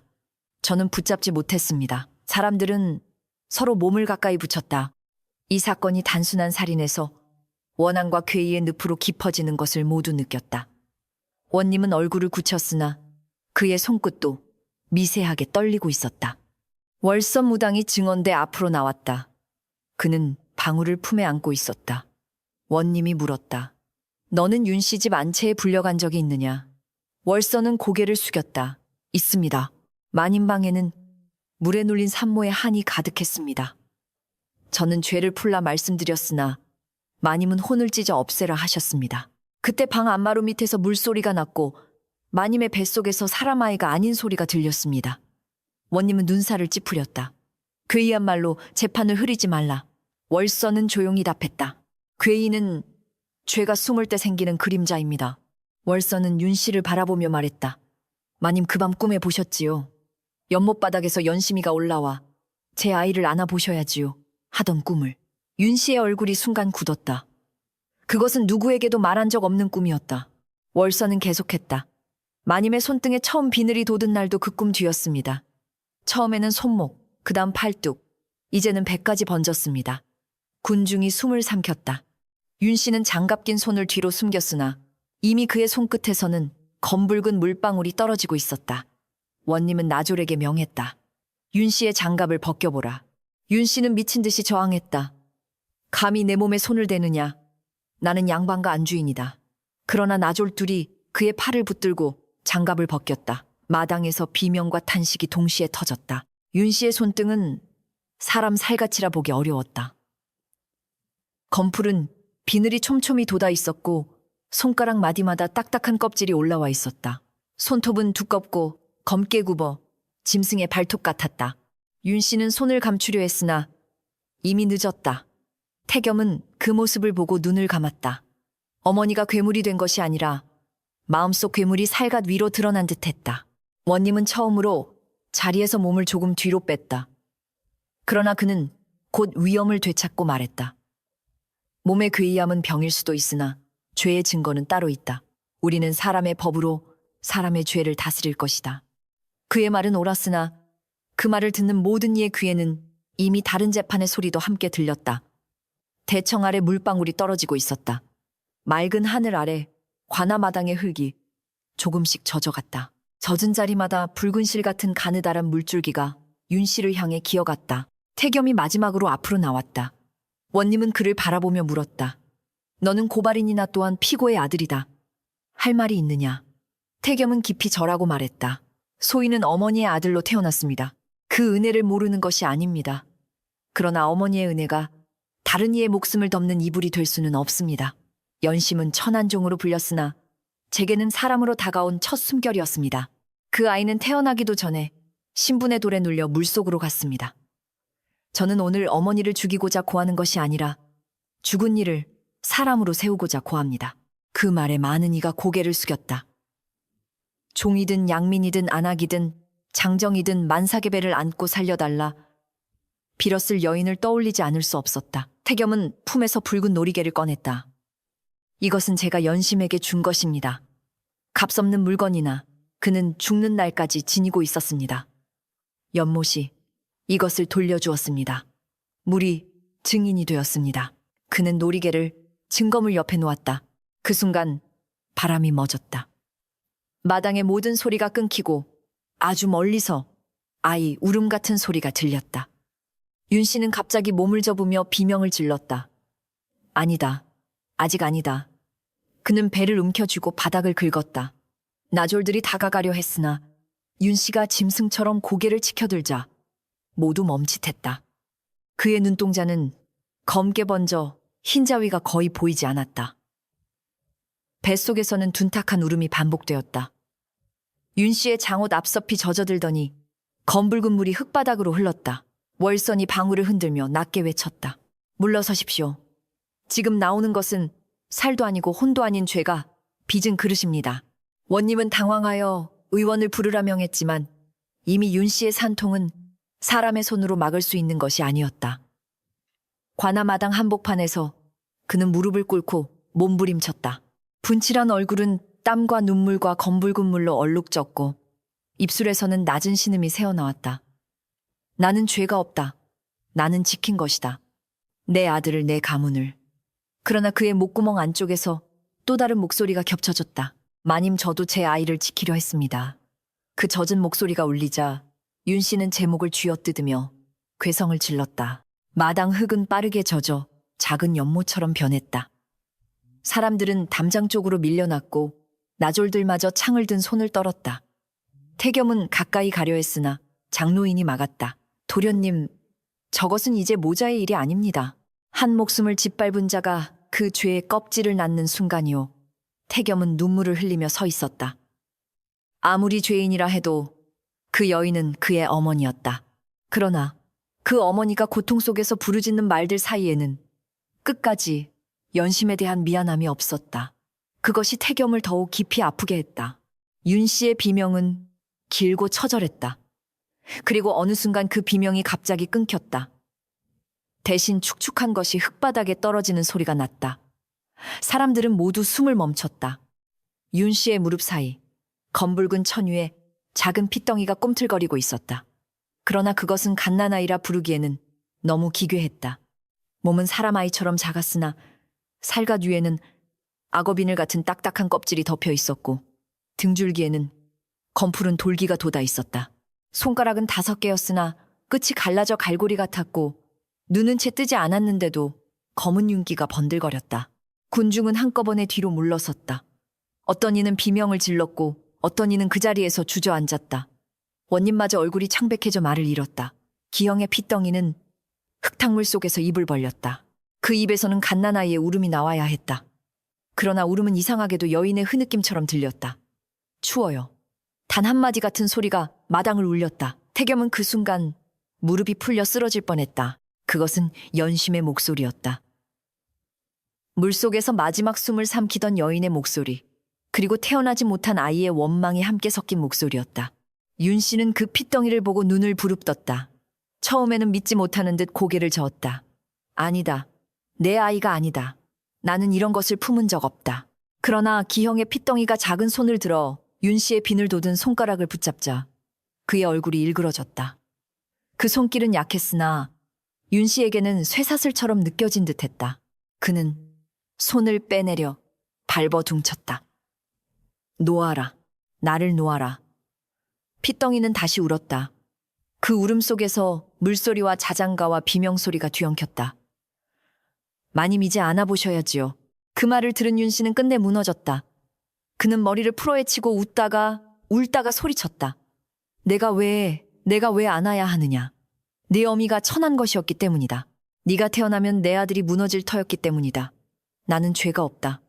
그러나 말이 길어질수록 사람들의 눈빛은 차가워졌다. 한 안악이 울먹이며 말했다. 천한 배라도 아이를 품으면 어미인데. 또 다른 노인이 중얼거렸다. 가문을 지킨다며 사람을 버렸으니 지킨 것은 껍데기뿐이로다. 윤 씨는 그 말을 듣지 못한 듯 흙바닥을 긁었다. 원님은 마침내 정신을 수습하고 판결을 내렸다. 윤 씨는 만삭의 여종 연심과 그 태아를 살해한 죄가 여러 증거와 증언으로 드러났으며 스스로도 아이를 막으려 한 뜻을 내비쳤다. 석두는 그 죄를 도운 자로서 함께 벌을 받을 것이다. 또한 죽은 연심의 시신을 찾아 장례를 치르게 하고 그 이름을 도망친 죄인에서 억울한 죽음을 당한 이로 바로잡는다. 북소리가 판결을 바치듯 울렸다. 그러나 윤 씨는 판결을 듣는 듯하지 않았다. 그는 기영의 핏덩이를 바라보며 미친 듯 중얼거렸다. 나를 보지 마라. 그 눈으로 보지 마라. 핏덩이는 아직 눈을 뜨지 않았는데도 윤 씨는 무언가를 보는 듯 몸을 떨었다. 나졸들이 다가와 그를 일으키려 하자 핏덩이는 갑자기 울음을 멈췄다. 그리고 아주 작게 숨을 내쉬었다. 그 숨이 흙탕물 위에 닿자 물에 떠있던 붉은 실들이 연못 물결처럼 둥글게 퍼졌다. 월서는 눈을 감고 말했다. 한은 드러났고 죄는 묶였습니다. 이제 남은 것은 넋을 달래는 일입니다. 태겸은 조심스럽게 앞으로 나아갔다. 모두가 그를 말리려 했지만 그는 멈추지 않았다. 그는 기영의 핏덩이 앞에 무릎을 꿇었다. 가까이서 본 그 작은 몸은 두려움보다 슬픔이 컸다. 악어비늘 같은 껍질 아래에도 미세하게 떨리는 생명의 흔적이 있었다. 태겸은 손을 뻗지 못하고 눈물만 흘렸다. 아가 아비가 늦었다. 네 어미도 너도 지키지 못했다. 그 말에 핏덩이의 작은 손이 허공을 한번 움켜쥐었다. 마치 누군가의 손을 찾는 듯했다. 태겸은 이마를 땅에 대고 흐느꼈다. 그 순간 마당을 적시던 물이 조금씩 빠지기 시작했다. 흙탕물은 가는 줄기가 되어 관아문 밖으로 흘러갔고 그 흐름은 윤 씨 집 연못이 있는 방향으로 이어지는 듯했다. 사람들은 입을 다문 채 그 광경을 보았다. 태겸은 고개를 들어 하늘을 보았다. 낮게 깔렸던 구름 사이로 희미한 빛이 비쳤다. 그것은 환한 햇살이라기보다 오래 닫힌 문틈으로 새어드는 작은 빛 같았다. 연심이 편히 눈을 감은 것은 아니리라. 그러나 적어도 그의 이름은 더 이상 어둠 속에 묻혀있지 않았다. 윤 씨는 옥으로 끌려갔다. 걸음마다 비늘 돋은 손이 허공을 긁었고 입에서는 알아들을 수 없는 중얼거림이 흘렀다. 연못이 차다. 손을 떼어라. 내 치마를 잡지 마라. 사람들은 길을 비켜섰다. 누구도 그를 동정하지 않았고 누구도 크게 욕하지 않았다. 너무 큰 죄와 너무 기괴한 벌 앞에서는 말조차 힘을 잃는 법이었다. 석두는 포박된 채 고개를 숙이고 끌려갔다. 복남은 형 만득의 허리띠를 품에 안고 그 뒷모습을 보며 낮게 말했다. 형님 들었지요. 이제 거짓은 끝났습니다. 그날 오후 관아의 명으로 연못을 파헤치기 시작했다. 장정들이 긴 갈고리와 삽을 들고 물가에 섰고 태겸은 한쪽에서 창백한 얼굴로 지켜보았다. 연못물은 깊고 차가웠으며 물 푸른 사람 머리카락처럼 얽혀 있었다. 한참 뒤 장정 하나가 소리를 질렀다. 무언가 걸렸습니다. 모두가 숨을 삼켰다. 진흙과 물풀 속에서 낡은 치마 자락이 떠올랐다. 그 안에는 이미 형체가 무너진 여인의 유해가 있었고 두 팔은 배를 감싸 안은 자세로 굳어 있었다. 태겸은 그 자리에서 무릎을 꿇고 오열했다. 연심은 끝까지 아이를 품고 있었다. 물속에서 살은 삭고 옷은 찢겼으나 배를 감싸 쥔 팔의 모양만은 분명했다. 순덕은 흙바닥에 엎드려 울며 말했다. 아가 얼마나 추웠느냐. 어멈이 이제야 너를 꺼내는구나. 장노인은 모자를 벗고 고개를 숙였다. 월서는 조용히 방울을 흔들며 낮은 소리로 넋을 불렀다. 갈대가 바람도 없이 흔들렸고 연못 수면에는 둥근 물결이 퍼졌다. 태겸은 연심의 유해 앞에 엎드려 말했다. 미안하다. 네 이름을 다시 불러도 네가 대답하지 않는구나. 유해는 깨끗한 흰천에 쌓였다. 태겸은 직접 그 천 끝을 잡고 연못가를 떠났다. 사람들은 아무 말 없이 길을 열어주었다. 어제까지 그를 미친 도련님이라 수군대던 이들조차 이제는 고개를 숙였다. 신분의 담은 여전히 세상 곳곳에 있었으나 그날만큼은 만삭의 종이 사람으로 돌아오는 길을 누구도 막지 못했다. 관아 뒤 작은 빈터에 임시로 빈소가 차려졌고 순덕은 연심이 좋아하던 따뜻한 보리죽 한 그릇을 놓았다. 태겸은 그 앞에서 밤이 되도록 움직이지 않았다. 밤이 깊어지자 관아옥에서 윤씨의 비명이 다시 들려왔다. 그는 벽을 긁으며 비늘이 벗겨지지 않는다고 울부짖었다. 나졸들이 횃불을 들고 들여다보니 윤씨는 제 팔을 손톱으로 긁어 피범벅을 만들고 있었다. 그러나 비늘은 벗겨지지 않았고 오히려 긁힌 자리마다 더 짙게 돋아났다. 그는 나졸들을 향해 애원했다. 물을 치워라. 저 물을 치우라. 옥 바닥은 마른 흙이었으나 윤씨 눈에는 끝없이 차오르는 연못으로 보이는 듯했다. 죄는 판결을 받아도 마음속 벌은 이제 막 시작된 것이었다. 관아마당 한편에서는 기영의 핏덩이가 흰천 위에 놓여 있었다. 그것은 오래 살 생명처럼 보이지 않았다. 울음도 잦아들고 비늘 덮인 작은 가슴이 간신히 오르내릴 뿐이었다.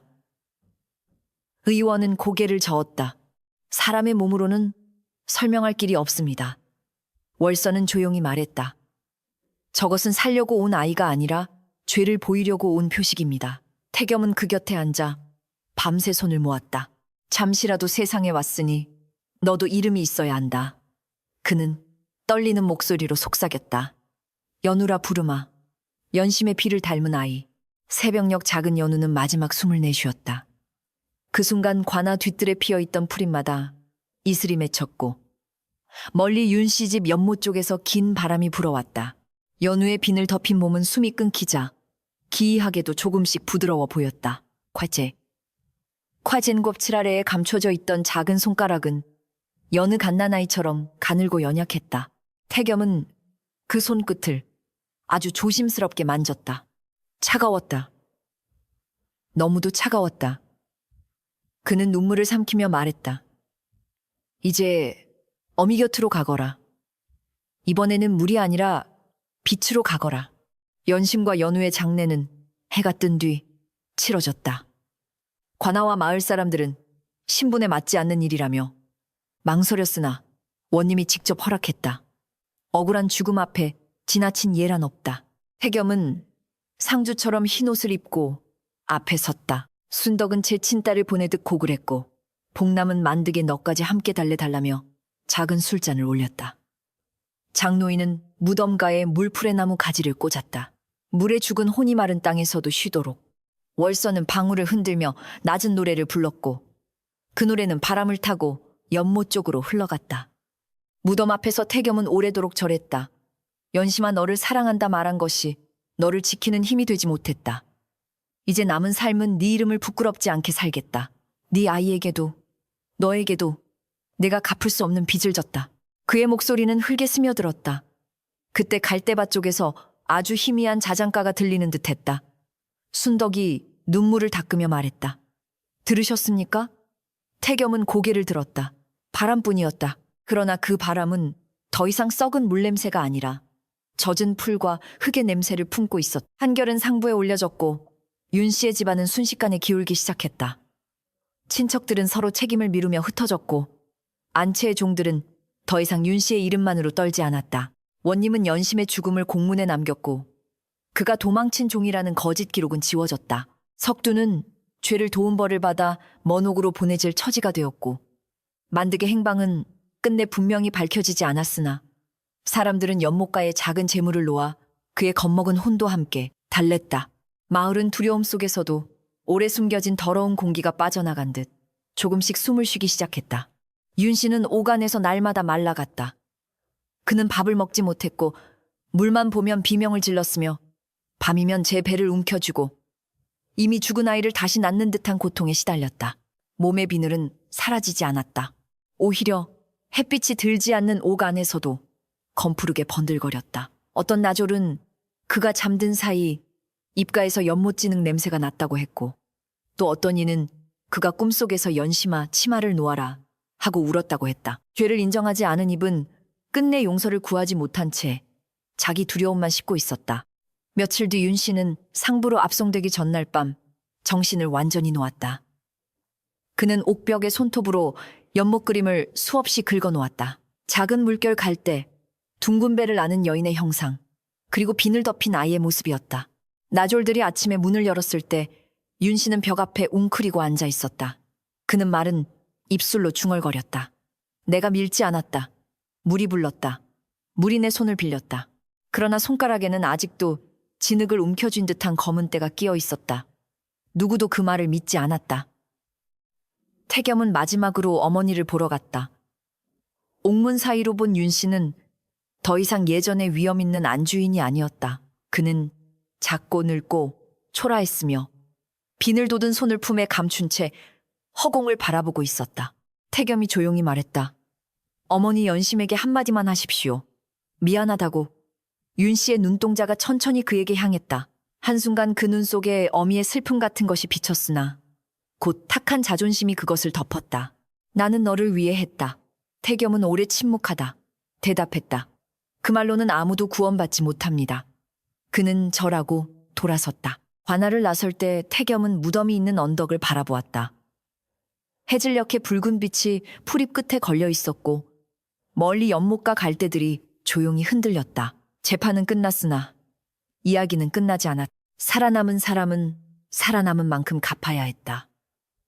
태겸은 연심과 연우가 묻힌 곳을 향해 천천히 걸었다. 그의 발걸음은 무거웠지만 더 이상 어둠 속에서 헤매는 걸음은 아니었다. 죄는 햇빛 아래 드러났고 악은 벌을 받았으며 이제 남은 것은 무너진 자리 위에 어떤 삶을 세울 것인가 하는 일이었다. 연심과 연우의 무덤 위로 첫눈이 내린 것은 그해 겨울이 깊어질 무렵이었다.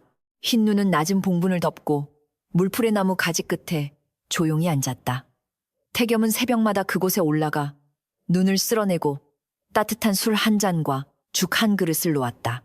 바람이 불면 나무가지가 서로 스치며 낮은 소리를 냈고 태겸은 그 소리를 연심의 옷자락 소리처럼 들었다. 춥지 않으냐? 이제라도 따뜻한 곳에 머물러라.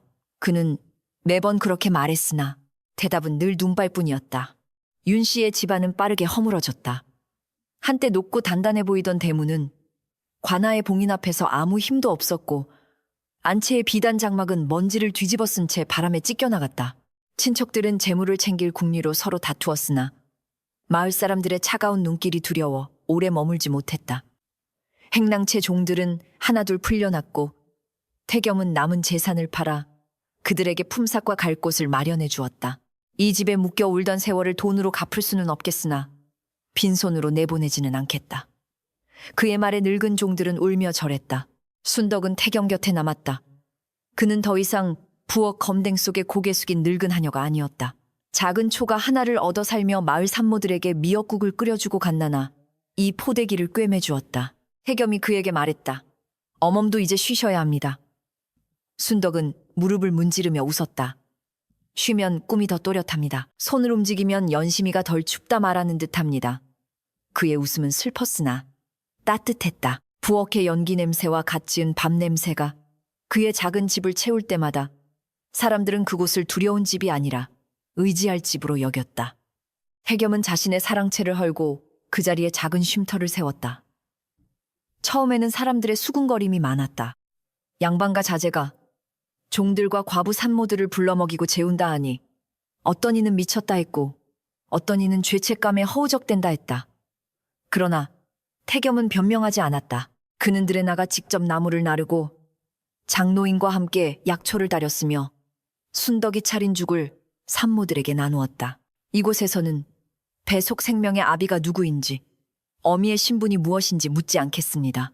먼저 숨을 살리고 그 다음 길을 찾겠습니다. 그 말은 천천히 마을 사람들의 마음에 스며들었다. 봄이 오자 연못가에도 변화가 찾아왔다.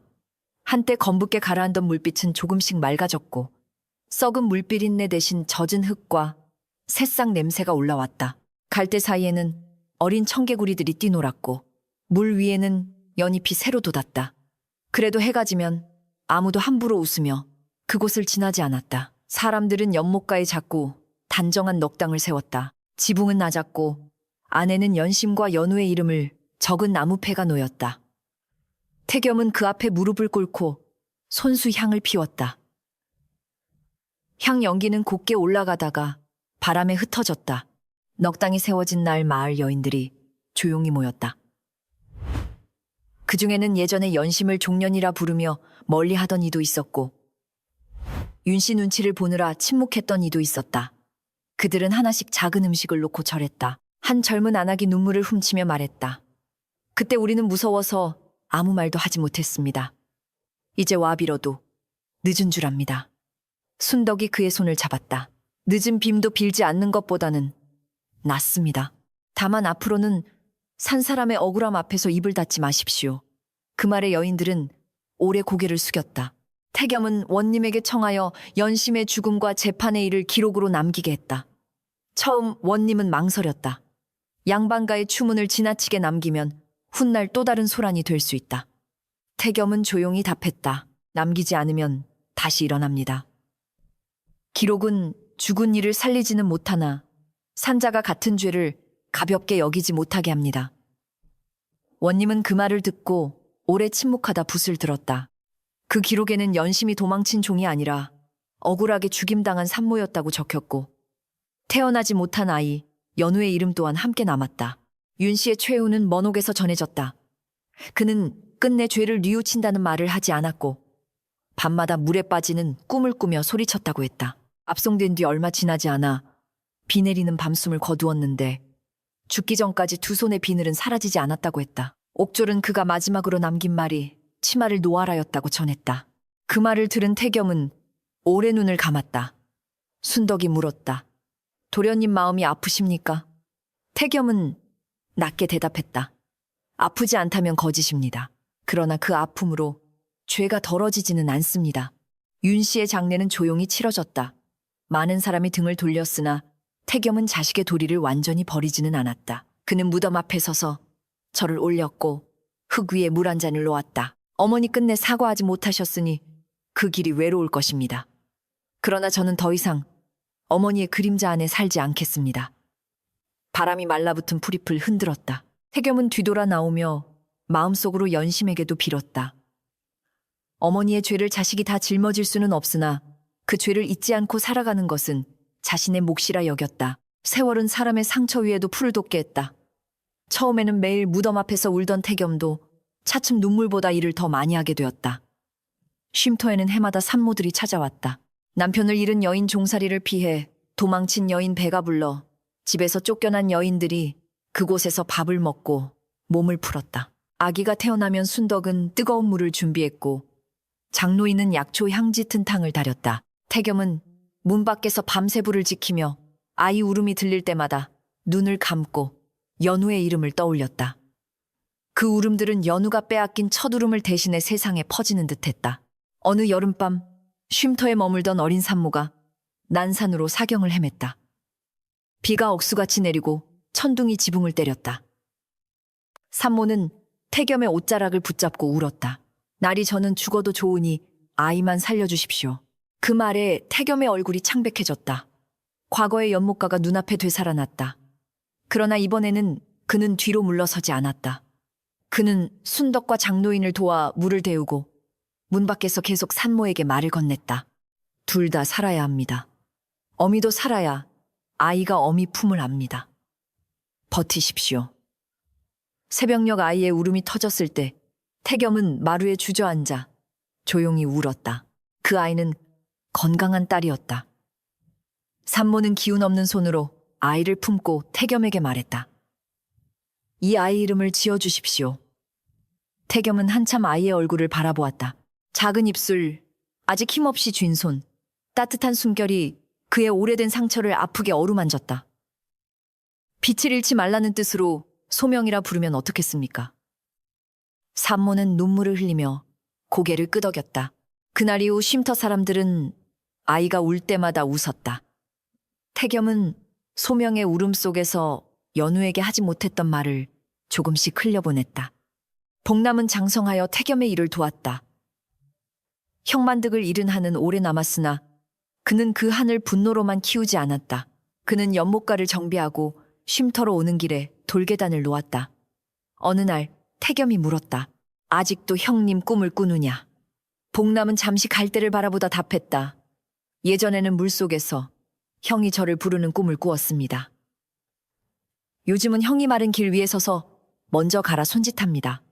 태겸은 고개를 끄덕였다. 그 또한 넋이 길을 찾은 것이겠지. 복남은 조용히 연못 쪽에 절했다. 장노인은 해마다 몸이 더 굽어갔으나 눈빛만은 여전히 맑았다.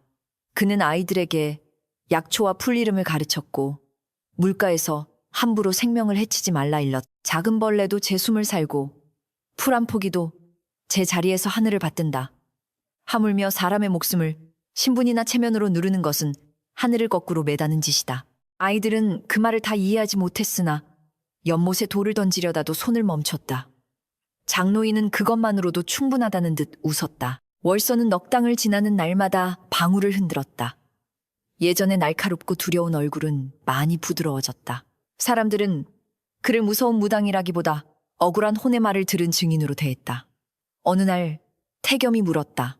연심은 이제 편히 갔겠습니까? 월서는 연못 물빛을 오래 바라보다 말했다. 완전히 있는 것이 편히 가는 것은 아닙니다. 누군가 바르게 기억해주면 혼은 원한의 물가에서 조금씩 멀어집니다. 날이 깨서 살아있는 아이들을 살피는 동안 연심도 그 길을 따라 멀어질 것입니다.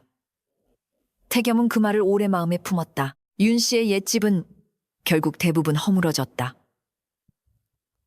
높은 담은 낮아졌고 안채가 있던 자리에는 밭이 생겼다.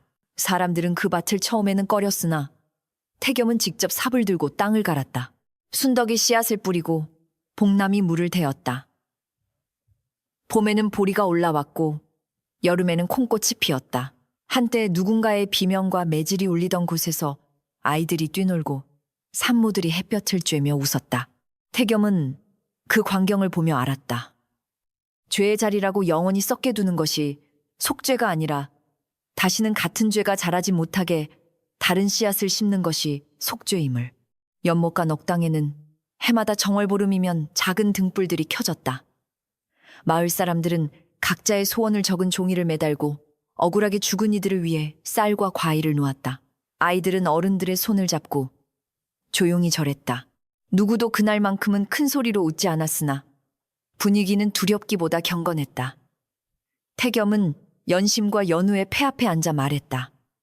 올해도 아이 셋이 이곳에서 태어났다. 모두 울음이 컸고 손발이 따뜻했다. 너희가 못 누린 온기를 다른 이들이 누리게 하겠다. 등불은 그의 말에 답하듯 잔잔히 흔들렸다. 어느 해 가을 태겸은 문득 연심을 처음 보았던 어린 시절을 떠올렸다. 작은 몸으로 물동이를 들고 비틀거리던 아이, 손등이 터져도 울지 않던 아이, 남은 죽 한 그릇 앞에서 죄송하다고 먼저 말하던 아이. 그는 그때 더 일찍 손을 내밀었어야 했다. 더 크게 말했어야 했다. 그러나 사람은 지나간 날을 고칠 수 없기에 남은 날로 대답해야 했다. 태겸은 무덤 앞에 앉아 붉은 놀이개의 낡은 실을 새 실로 조심스레 묶어주었다. 네가 내게 남긴 매듭은 아직 풀리지 않았다. 다만 이제 그 매듭으로 누군가를 묶지 않고 누군가를 붙들겠다.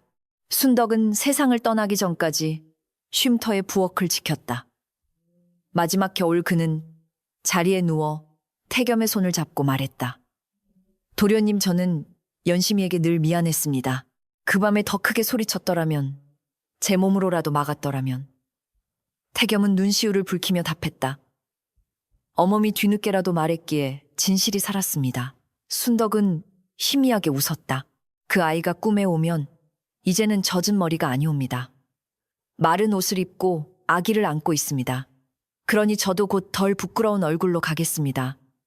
며칠 뒤 순덕은 조용히 숨을 거두었고 태겸은 그를 연신무덤, 가까운 양지에 묻었다. 순덕의 장례 뒤 쉼터 사람들은 그의 이름을 잊지 않기 위해 부엌 한쪽에 작은 나무패를 놓았다. 그 앞에는 늘 따뜻한 밥 한 공기가 올라갔다. 아이들은 그 패를 보고 물었다. 이분은 누구입니까? 태겸은 대답했다. 늦게라도 진실을 말한 사람이다. 겁이 없는 사람이 용감한 것이 아니라 겁이 나도 옳은 말을 하는 사람이 용감한 것이다. 아이들은 고개를 끄덕였고 그중 몇은 뜻도 다 알지 못하면서 두 손을 모았다. 그렇게 진실은 무서운 이야기가 아니라 살아가는 법으로 조금씩 전해졌다. 세월이 더 흐르자 태겸의 머리에도 흰빛이 섞였다. 그는 혼이 나지 않았다. 사람들은 안타까워했으나 그는 외롭다는 말을 하지 않았다.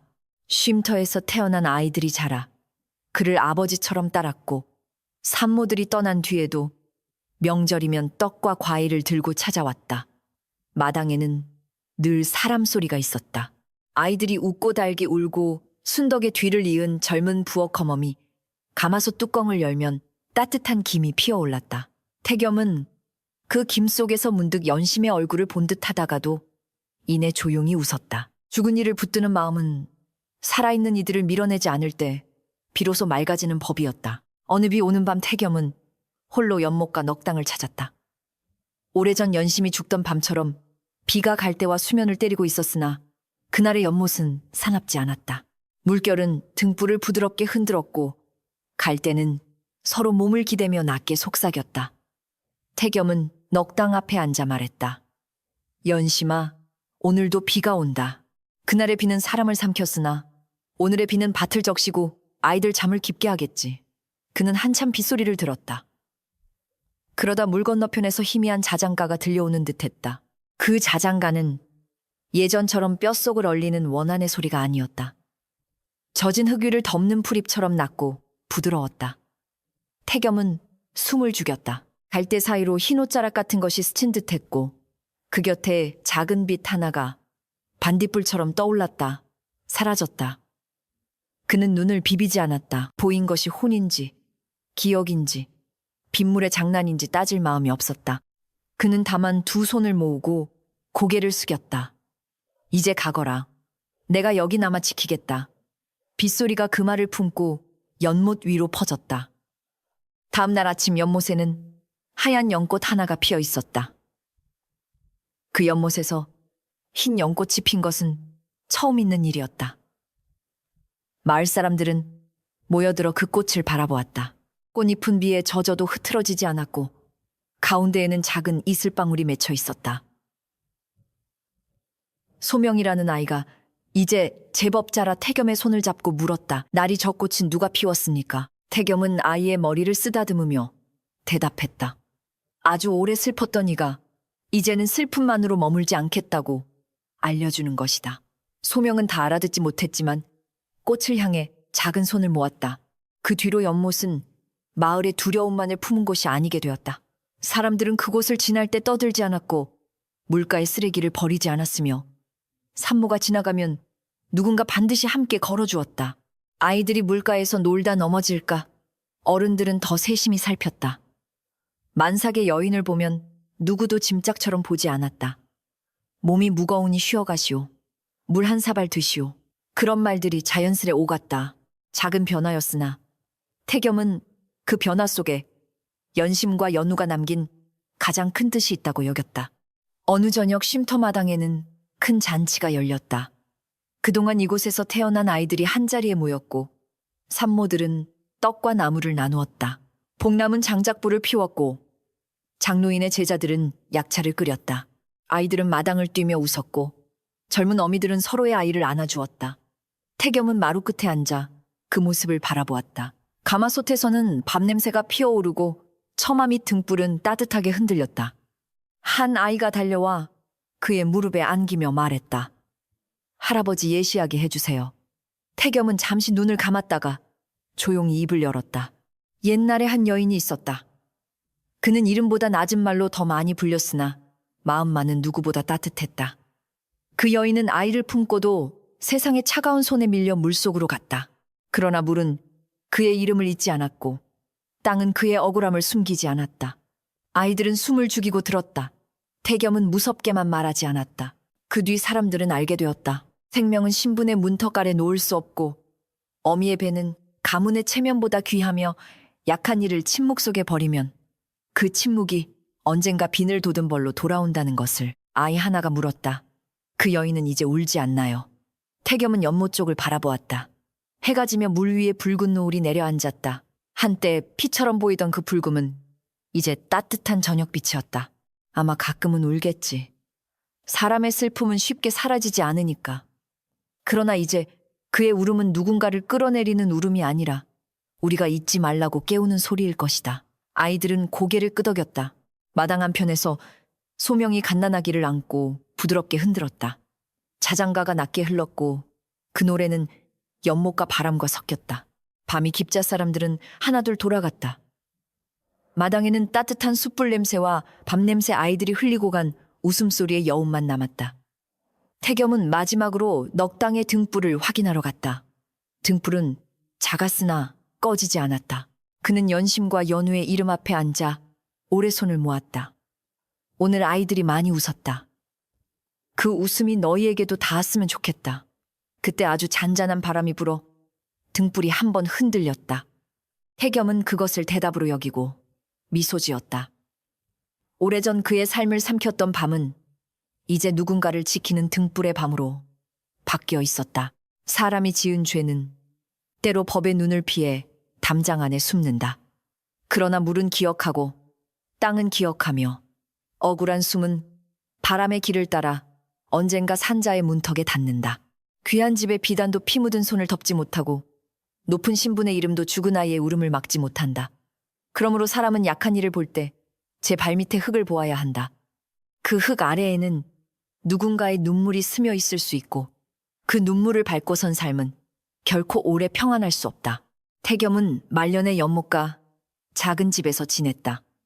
아침이면 연꽃을 보고 낮이면 쉼터 아이들의 글공부를 도왔으며 저녁이면 넉당 앞에 물 한 그릇을 올렸다. 그의 삶은 화려하지 않았으나 조용히 깊었다. 어느 날 그는 잠에서 깨어 창밖을 보다가 희미한 흰옷의 여인과 아이의 그림자가 연못 건너편을 걸어가는 듯한 모습을 보았다. 여인은 뒤돌아보지 않았고 아이는 작은 손으로 여인의 옷자락을 잡고 있었다. 태겸은 따라가지 않았다. 다만 이불 위에 두 손을 모으고 속삭였다. 잘 가거라. 이제는 뒤돌아보지 말거라. 그해 가을 태겸은 편안히 눈을 감았다. 그의 장래에는 양반보다 아이들과 여인들이 더 많이 모였다.